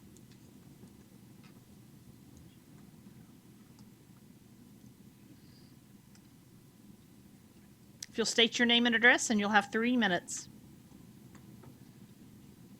My name is Nick Warren. I live directly behind the property. I've lived there for 32 years. I'm very familiar with this property because I've remodeled it twice. Sir, I need your address, please. 8340 South Victoria. Okay. I've remodeled this house twice over the years. I've helped the previous owners with many pumps and pipes. I'd like to quickly talk about 4 different problems with this property. Condition of the house, it's 38 years old. The rooms are very small. It has a long history of mold, termites, and spiders. The basement flooding, we've talked about that already. Mr. Kaplan's touched on it. It does have 3 sump pumps in the floor, only 1 window well, and at this time the drainage pipes are not hooked up to carry water to the ditch. The wastewater septic system, we've also touched on that. It is designed for a single family use only. It will not handle more than 1 family. I have a document with me from Tim Wagner of Sedgwick County Inspection Department. He found no record of inspections at this property, told me it will be very expensive to bring the system up to code for a multi-family use. Also, the water well is very old. We know that. The water's not been tested, and the well has not been inspected by Sedgwick County. We have a lot of water problems in this area, as everyone knows. Now, Mrs. Henschel said something about backfill around the basement. This is not going to help. The basement is just too low in the ground, and it's not rainwater like we've talked about. It is ground table water. I also am pumping water at this time. This pump will run for another 2 to 3 months. Questions? Questions from the commission. Mr. Joe Johnson. You stated you remodeled this 3 times? Twice. Twice? Did you get permits for that? Yes, I did. So what's consistent? I thought you stated he said there was no permits issued or something. For the water well. The water well? Oh, Tim Wagner, what did he state? Mike, Mr. Johnson, can you speak into the mic, please? What did Mr. Wagner state that had not been done? It's not been inspected, or the water has not been tested. We don't know if this water is safe for these children to drink. He was only talking about water. And the septic system. Thank you. It has to be replaced. Other questions from the commission? Okay, thank you. I'm going to ask the rest of the speakers. I think we've heard quite a bit about the fact that there's a water issue with this particular property. So if we could maybe keep comments to things other than the basement issue, because I think we're all pretty well versed in the fact that there's a basement water issue. Thank you. If you'll state your name and address, you'll have 3 minutes. My name is Ann Warren, and I also live at 8340 South Victoria. And I'm here to talk about my stepson, Nico Warren, who is 36 years old. And he is a special needs boy. He was in a motocross accident when he was 18, and so he gets around real good. He's kind of like a Forrest Gump. He loves to mow the yard, and he likes to come and visit the neighbors. And he's the kind of kid that if you're out there working probably on something or on your car, he's probably there visiting you. And kind of what bothers me about this kind of a home, you know, it might help out 4 boys, 6 boys, but those boys can affect my boy in the way that they can come and through the neighborhood, you know, when she talks about them getting a driver's license and stuff like that. Well, if they go traveling in that neighborhood just practicing, well, that can affect, you know, maybe they could either hit him, they can get out of the car, they could pick on him. They can also pick on him as they're walking through the neighborhood or something like that. That does bother me. Nico's if you ever knew Nico, he's a kind of kid that he can be really probably easily influenced. He really hangs a lot with his dad, but when he goes in the neighborhood among our neighbors, we trust them to, you know, kind of interact with them and stuff like that. And we really like that about this neighborhood, is that we know that our neighbors are trustworthy and stuff like this. So I am a little concerned about these types of kids being around. And they're not just kids that, like we keep saying, they're not just ordinary kids with just a little bit of problems. They're kids that, again, you know, that right now they're going to the Derby school, and to say that these kids have never had trouble, we have heard. In fact, we had a couple of parents that were going to come speak today, but because they were afraid that what they were going to say about these kids going to the Derby school, because these kids that were in her care did get kicked out. 2 of them got kicked out. And so I think that should be addressed, that, you know, that they aren't just easy kids getting along. I don't know, I think one of them stole something, what I understood of why they got kicked out. So that bothers me. If they are going to have if they're going to come, and they live right behind us, so they can have direct contact with Nico, and he would probably, you know, be one of those kids that would be very open to these kind of kids. So to me, with that kind of troubledness of them, you know, being in that type of trouble, with having that type of troublesome, stealing, that kind of stuff, that bothers me. When we talk about, I guess my time is about up. Thank you. It is. Questions from the commission? All right, thank you.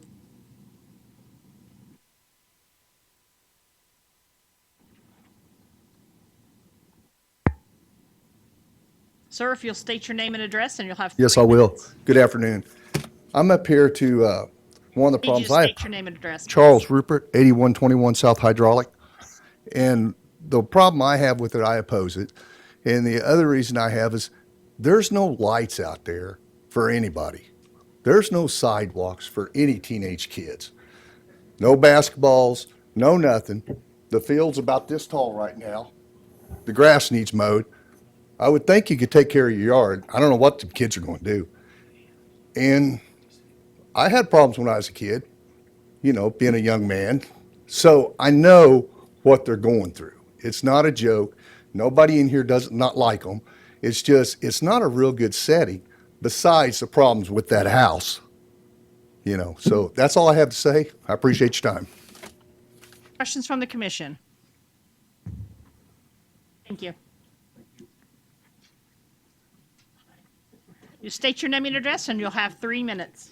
Hi, I'm Miranda Miller. My address is 2920 North Boulder in Wichita. I've known Andrea for 2 years, and I met her when I started working for the same foster care agency as her. I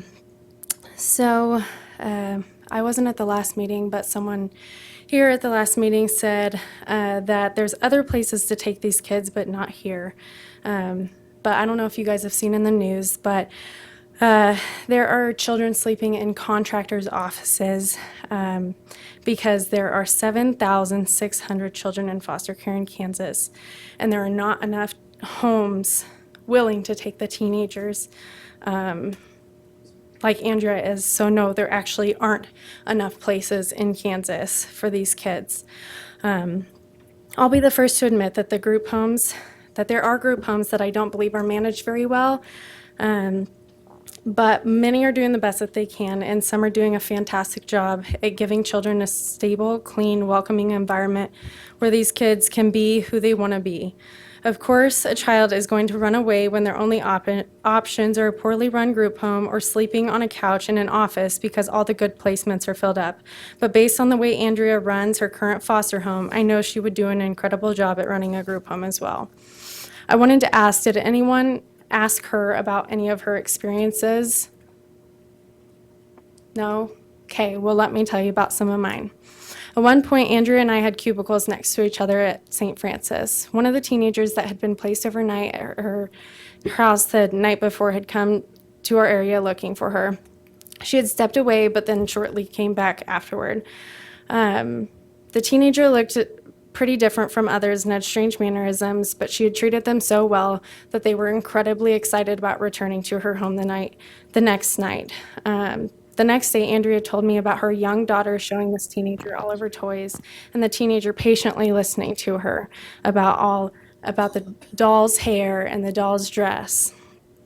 As part of the job in child welfare, workers have to do on-call hours. That usually means sitting in the office or in the community with children until 8, sometimes 10 or 2 a.m. Until another worker takes over, until hopefully placement is found for that child. After a certain point, foster homes stop answering phones and they stop searching, and it is determined that the child will sleep in the office. You might get a text from the on-call supervisor and around 1 a.m. and that has happened. You are now the lucky winner that will get to drop the bomb that this child will not get a bed, but a couch in the same office that reminds them of being removed from their families. Not knowing whether shaky words or vomit will come out of your mouth. Once the courage is there to say it, you do it, otherwise you never will. First-timers, hopeless and confused that not a single home wants them. More devastating to watch are the veterans who already know the drill, numbed by Ma'am? the emptiness. I'm Can sorry, I have an extension? Can I have an extension? Just 1 minute. Okay, 1 minute. Numbed by the emptiness of being passed around with their belongings in trash bags. Essentially, what those workers have to do is tell those children, nobody wants you. And all Andrea is trying to do is tell those kids that somebody does. How many of you are appalled how many children in foster care are missing? Or how many are horrified by the brutal deaths of the children murdered here in our state in the last 5 years? May the souls of Adrian Jones, Evan Brewer, Lucas Hernandez, Jesslyn Hewlett, and the many others rest in peace. If you are outraged, saddened, or shocked by the statistics of the missing and dead, but you aren't willing to let Andrea have 3 more children in her loving home, then that by definition is hypocrisy, and you are contributing to the brokenness of the child welfare system. If you are not going to approve the rezoning to a commercial property, then I would challenge at least 3 neighbors to become licensed foster parents to make up for the potential that is being lost by denying Andrea's request. If Andrea's request is approved, then I applaud you for seeing the bigger picture. Thank you. Thank you. Questions from the commission? Thank you. Next presenter.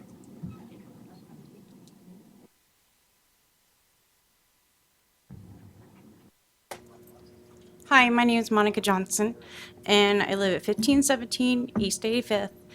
I did do foster care. I took in children. I ended up adopting 4 of them. 2 of them I had to give back because they were very, very disruptive. So you taking in the children, I praise you for that. Don't get me wrong. But you can't say they're not going to do bad situations and bad things, because I had to send some back myself. So I just want you to understand, it's not the children that we're worried about. It's not you we're worried about. It's the living environment and our safety. Questions from the commission? Thank you. Hi, Margaret Dietrich, 8359 Victoria. I live on the street just behind the house that's being proposed. And I had a letter here that I was going to read from the parent whose kids go to school with some of the foster kids, but it's kind of already been covered that they were expelled and whatever, so I'll skip by that. But my one question that come to my mind after that is, if the basement's not usable and there's a tornado and they're out on 5 acres of land, where are they going to go? Because there's no shelter there then, and they can't use the basement. Questions from the commission? Okay, next presenter.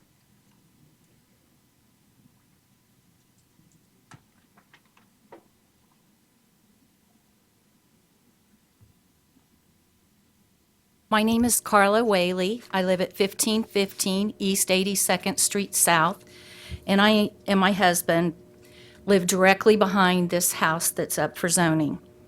We built this house 34 years ago in this rude addition, and it was our dream to go back and live in the country. I am a country girl. I love being outdoors. But this is a tight-knit group that live down in this rural residential area. We want to keep it a rural residential area. We feel that there is no need for this business. Now, we've discussed some of this as a business. When she purchased this, she did not mention that she was going to have up to 7 children. Have you checked into how much money they make per child? It is a business, and you do make quite a bit of money. How can you run your own family life, work for a company, and also have a business like this out of your home and be a mother also? That is my question. When it was acquired by Ms. Henschel, she wanted the problem piece of property with a now substandard home. We've all talked about that.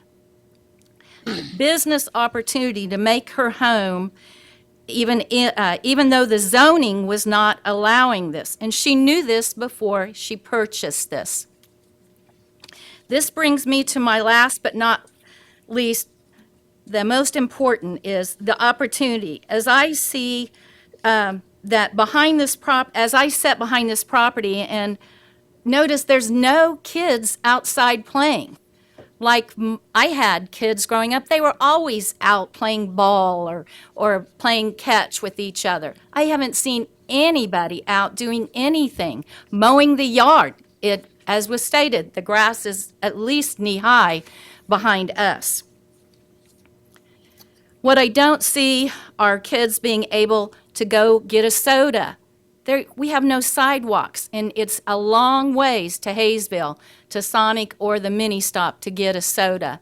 They have to be taken everywhere, and it has to be approved by the foster person to get them a ride, to take them anywhere. And how can you do that when you have 7 children if this is approved? It was mentioned that she's living there. She lives in Hayesville right now. She is not residing there with the 4 that are there. I want to give you a statistic, a study that shows that the young men shuttled multiple times, then aging out, have a 90% likelihood of being incarcerated after aging out. I reference this to the juvenile law system, which is, what is the foster care to prison pipeline? Check it out. It's pretty interesting. Those statistics show that. Any questions? I have a quick question. Yes. So what are the other kids that live in the neighborhood, like what do they do in the neighborhood, or what's available to them? Do they have sidewalks, or do they No have sidewalks places? out there. This is What are those, sand and kids that gravel. are existing that live there currently? What do they do? They ride their bicycles safely right now, but we won't be able to do that once this happens. Do the parents drive them places? That's not a main street. It's not, where we live is back away. What I worry about too is hydraulic. We've had a person killed from walking along hydraulic because of the casino traffic. Yeah, I live right off hydraulic, Okay. way south, so I'm quite But familiar yeah, with the the area. kids are taken to soccer games, baseball games right now. Okay. And so. Thank you. Other questions from the commission? Okay, next presenter.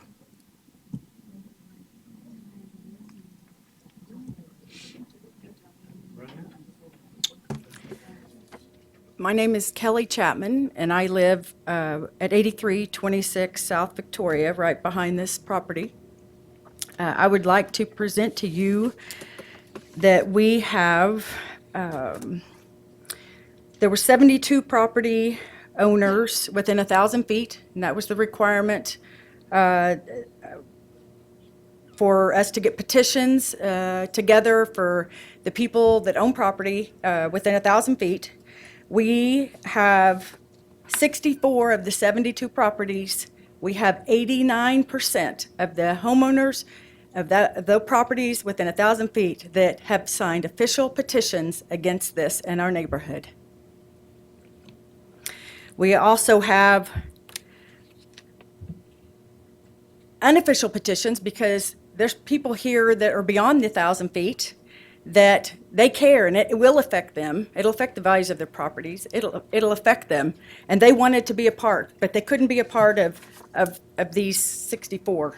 But they signed petitions, and we have 253 signatures in the area of people who are against this coming into our neighborhood, and we would like these to be put on record. Thank you. They need to be provided to the county clerk, please. I have the official ones for them, but they asked me to hand you these. You don't, to put them on record? Scott, you would take them? We'll have you hand those to Scott. Were you finished with your presentation? Okay, Mr. Joe Johnson has a question. No, you don't have a question. Anybody else have a question? Okay. Sorry, Joe, I thought you had your hand up. Yeah, right, this gentleman right here in the blue, that's waving his hand right here. Yes, sir. You wanted to submit that? Yes, I'm bringing it to you. Don't be scared of him. He's not that scary. He kind of looks scary, but we keep him under control. All right, next presenter.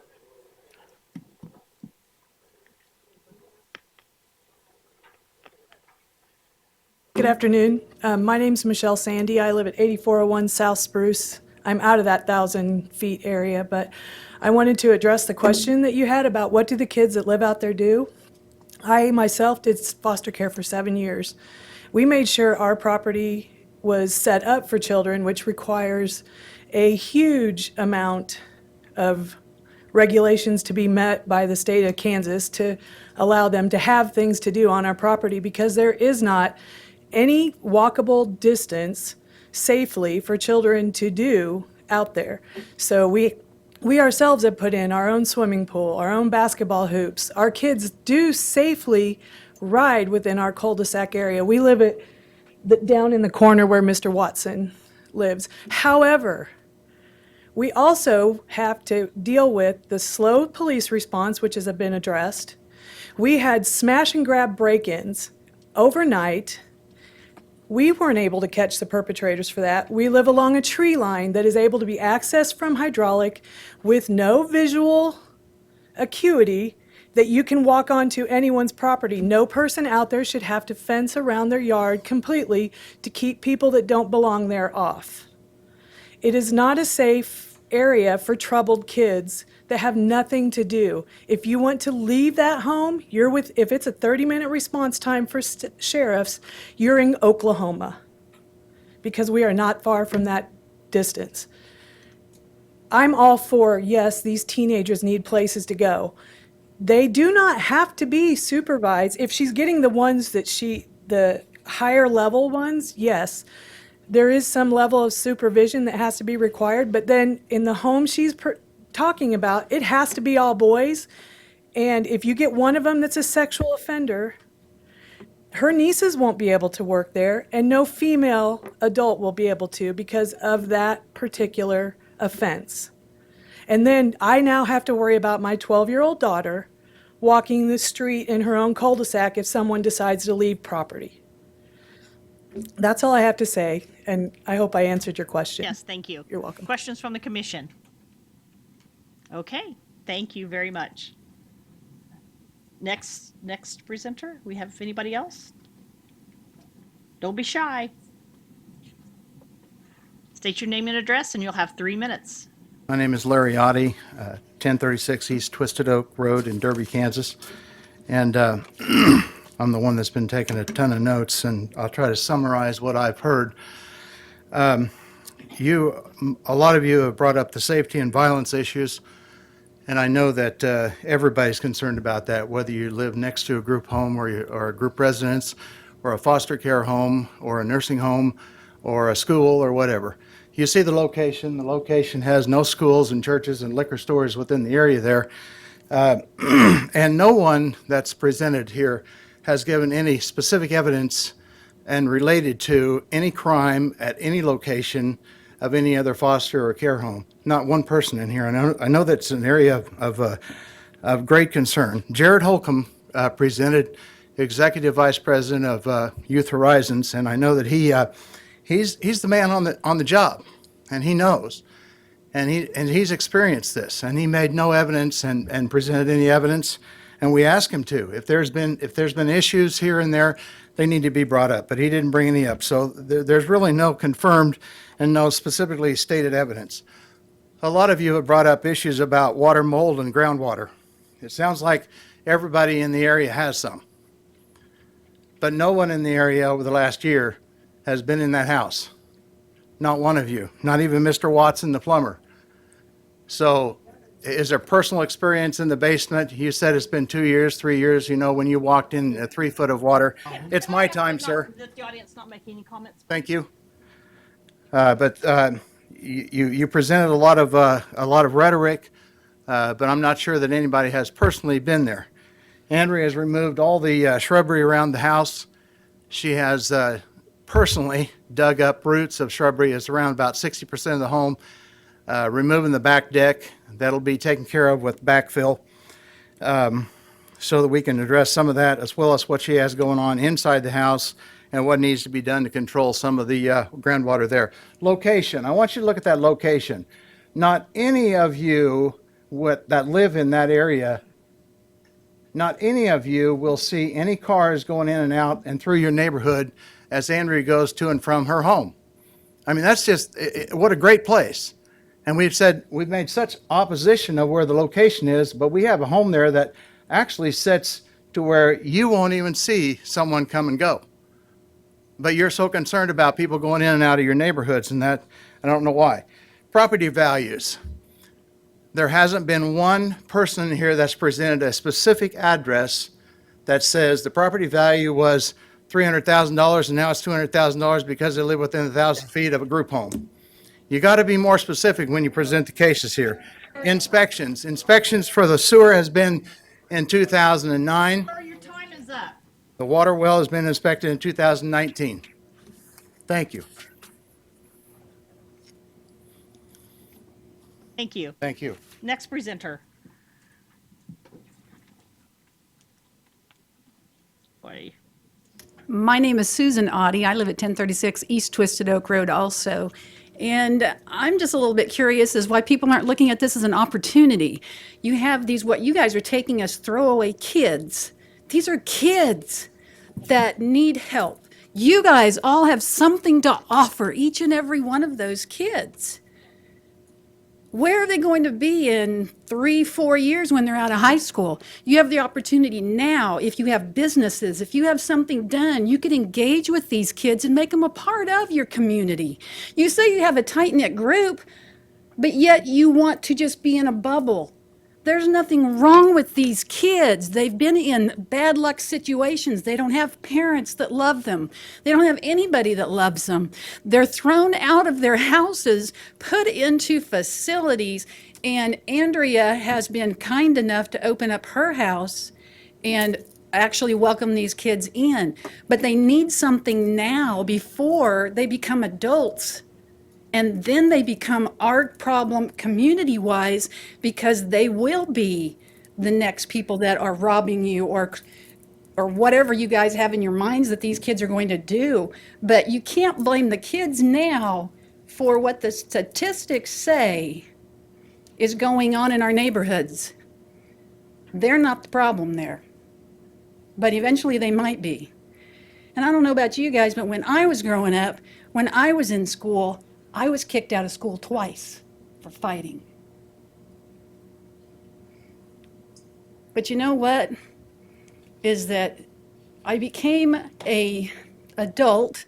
I became somebody that could actually become a member of society, but I wouldn't look at them as though that they're just throwaway kids. This is an opportunity now that I think that everyone should welcome and try to do something. I mean, if you're a business owner, this is a grand opportunity for you. Do something as opposed to stand up in the neighborhood and complain that these kids are moving in when they really aren't going to have that big of an impact on you. Thank you. Questions from the commission? Okay, thank you, ma'am. Next presenter. If you'll state your name and address, you'll have 3 minutes. Joe Whaley. I live at 1515 East 82nd Street, South Hayesville. I'm right behind her, the home in question. And I wasn't going to come up here, but it was stated that No one's been in that basement for a year in our neighborhood. I've been down there more than once in the last year. And that place has been, all the stuff that was in the basement before Walton's moved out was 5 foot off the floor on tables because the basement, as we all drove it in the ground, there's a water problem. So I just want to make it clear that, yes, somebody was in there before. And I apologize for raising the question when I was sitting down.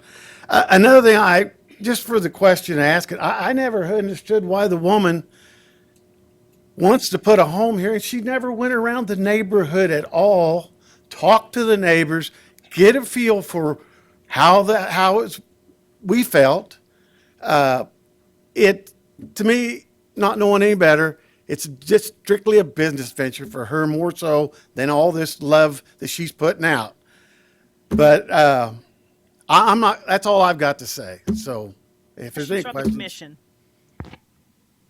Okay, thank you. thank you. And I apologize for. No worries. Next presenter, state your name and address, and you'll have 3 minutes. If I had a button to hit to just automatically say that'd be great. Edward Strucka, 8210 South Victoria. When I brought property in this resident. Sir, can you repeat your name for Mr. McKay? Strucka, Straka. Thank you. When I purchased this property, I was moving into a neighborhood with no businesses.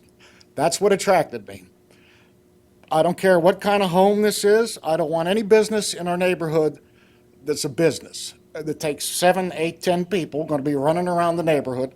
That's all my concern. I moved into a neighborhood. I want to keep it a neighborhood, not a business area. That's my concern. All right, next presenter.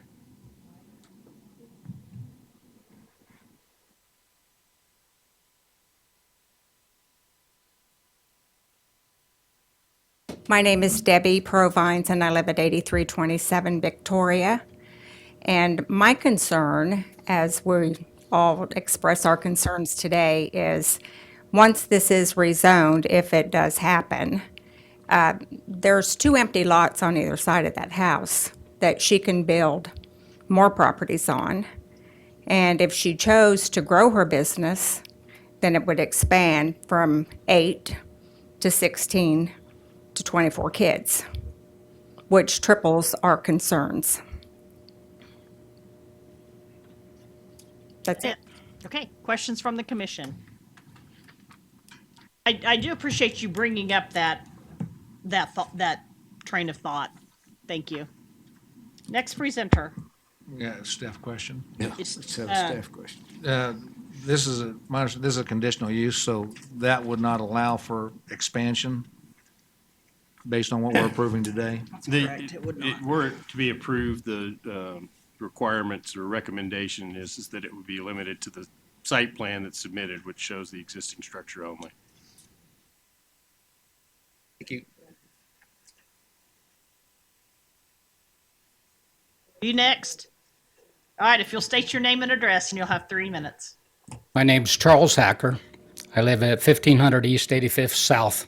I'm just off to the next street down in close proximity. I moved there a year ago. I found out the water costs a lot of money, a lot of time to put this together. I'm working on that in my house as well. It is a nice neighborhood. But my question is, do I have the opportunity to ask her a single question?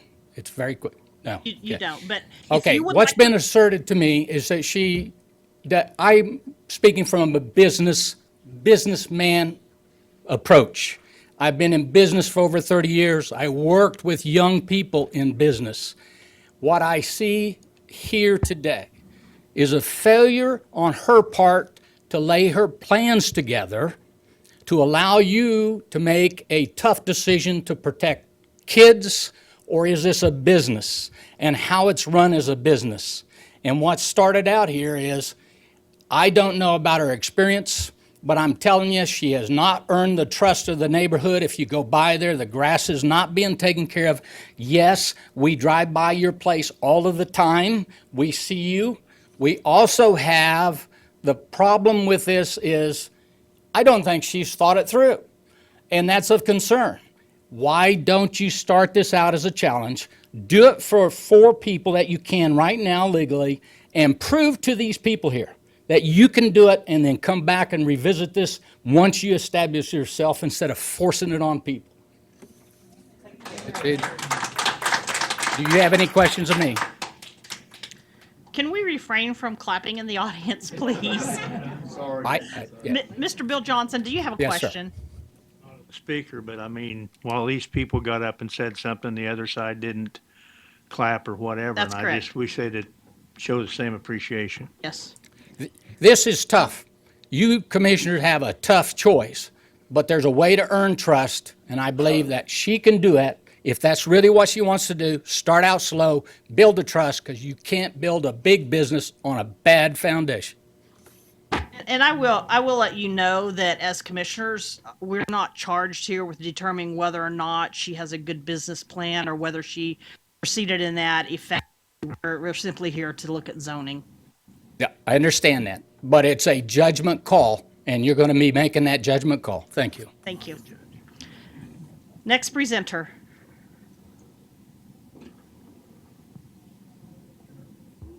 My name is Tonya Ridpath. I reside at 1500 East 86th Street South. I pass the property every day. My concern, since I've seen her conditional use permit, is that I worked for Security First Title for 14 years and I did a lot of stuff with you people. She can lot split this property, and then we can be right back here doing all this stuff again. There's just a lot of property to work with. I understand that this is just for conditional use now. That doesn't mean that if this gets passed now, that something else can't happen because it was already passed. It can make it easier. I live there because I enjoy the peace and quiet. I love kids, and I'm a parent, and this is hard for everybody. I've gone back and forth. But she hasn't even come to any of us and tried. And I think that that's been the hardest thing with all of it. And I pass that property every day to go to work, and I've never seen a kid, ever seen one outside playing, never seen anybody doing yard work unless there's a group of people there to tear things off the property. Right now, if she has kids there, it's a hazard. There's wood everywhere from where they've ripped the deck off. And there's things like that. I'm taking into perspective, I understand it takes a while for a cop, but we're gonna have kids with some health issues, maybe asthma, maybe diabetes, maybe something like that. And I'm more concerned with the fact of how long it's gonna take an ambulance to reach our property areas or to help one of these kids if there was a fire and people are trapped inside. I got hit at 79th and Hydraulic by a drunk driver. This is just not a safe place for these children. I oppose this because everything that I've seen so far as a parent is not safe for these children. And I appreciate your time today. Questions from the commission? Thank you.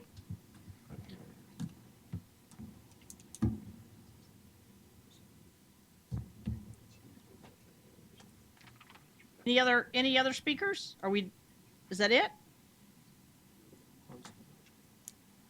All right, we're going to close the public hearing, but no, we're not going to close the public hearing. We're going to hear 2-minute rebuttal.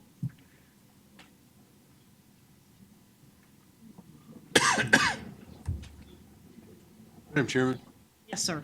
due to the fact that there's been like 20 people speak against this, I would like, if she needs the extra minute or so to finish her rebuttal. Okay. Let's start with 2 minutes and see if you need an extra minute, okay? As far as the water well, it has been tested. It's clean. There's no concerns, no bacteria, no anything in it. I've got paperwork here to prove that. Septic system, they're coming out on July 1st. It's going to be inspected by the county. So I have that scheduled. It was installed in 2009 is when it was installed. I had actually called when I first purchased the property and asked, I can't remember what septic system place it was, if I needed to have it checked out. They said no, as long as you're not having any backup through your drains and everything's draining fine, then you should be fine. Then come to find out I needed to, I guess it was required, that I have it done. So now I have scheduled it for July 1st. It will be inspected. The water, I already said that. I did have an inspection, a home inspection completed to check for mold, and they said there's no mold in the house. They've done their tests. I have reports from them saying that there's no mold. And that was back in February.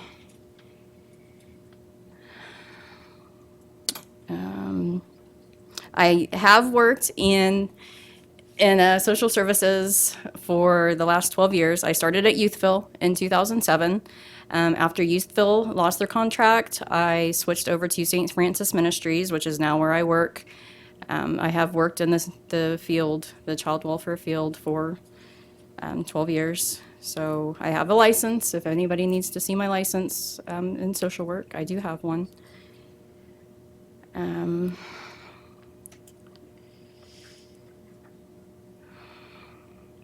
I've been in contact with the sheriff's officer. Your time is up.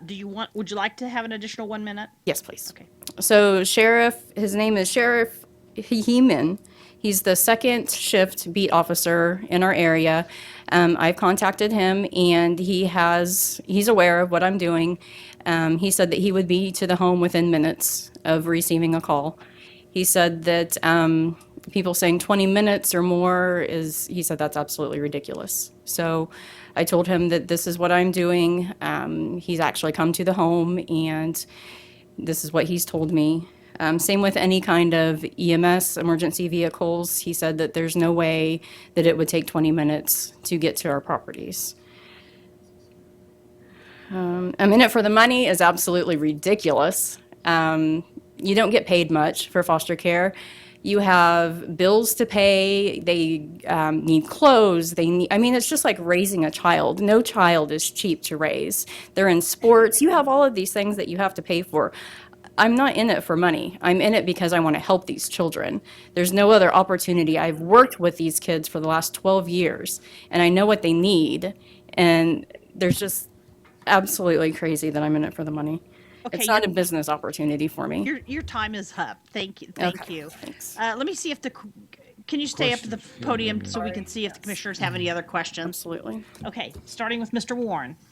There, in the staff report, although it was recommended that denial, they said, should the planning commission decide to approve, there were some conditions.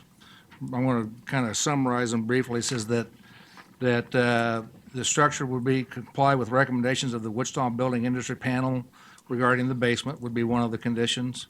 That prior to the group residence, a site plan would be submitted to the Director of Planning demonstrating site compliance to certain standards that are written.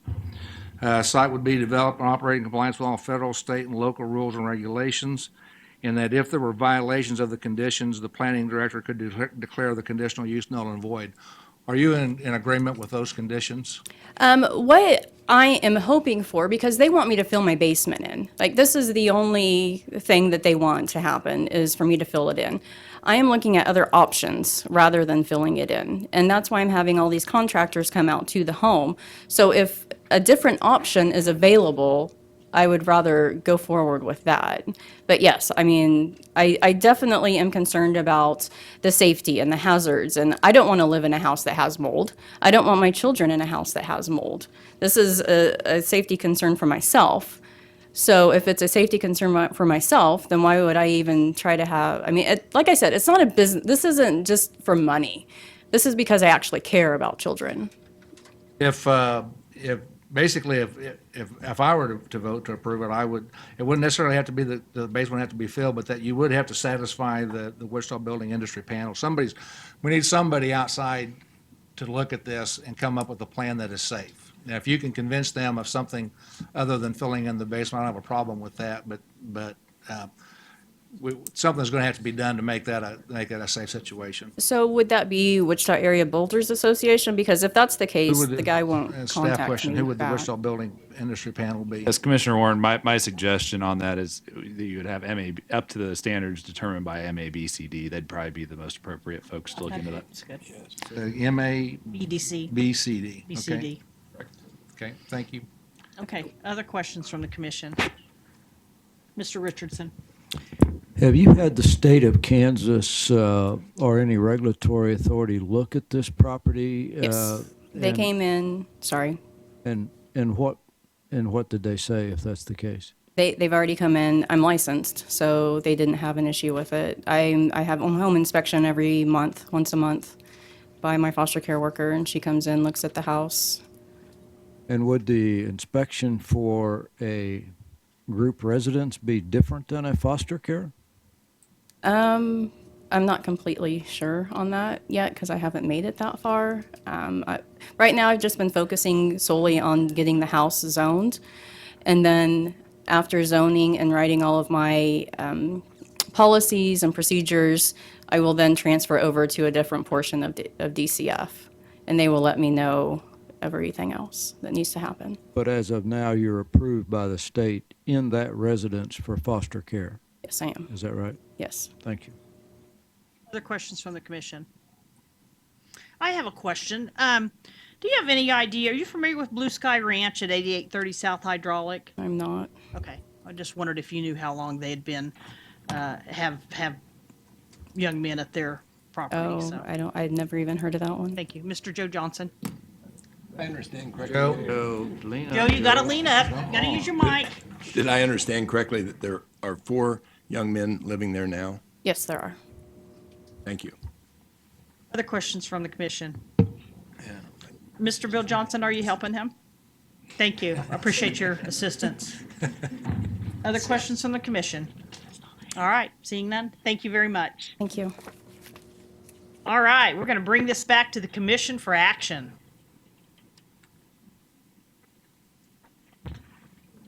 Yes, Mr. Warren. I'm going to move to approve with 4 conditions as stated in the report, the conditions that I just talked about, with the condition of the basement being determined for remediation by the MABCD. I like that motion, so I'm going to second that. Discussion.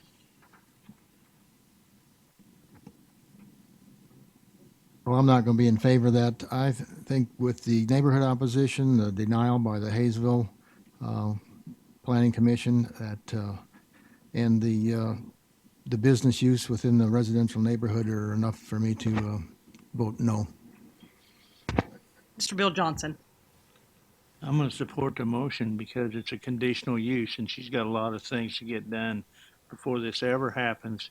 If she doesn't get one thing done, nothing's going to change. So I would give her the opportunity to show herself, and hopefully it works out. But if she can't get it done, it won't happen.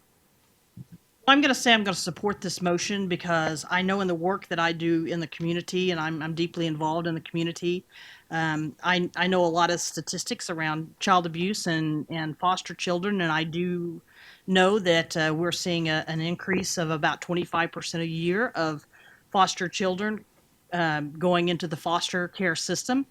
And I personally am concerned about where we place those children as that number increases. I know that if we don't find places for them, they are growing up in offices, they are being sent from home to home to home, and we're raising what could potentially be our future criminals that are adding to our prison system. So I think that we as a community have to address this issue.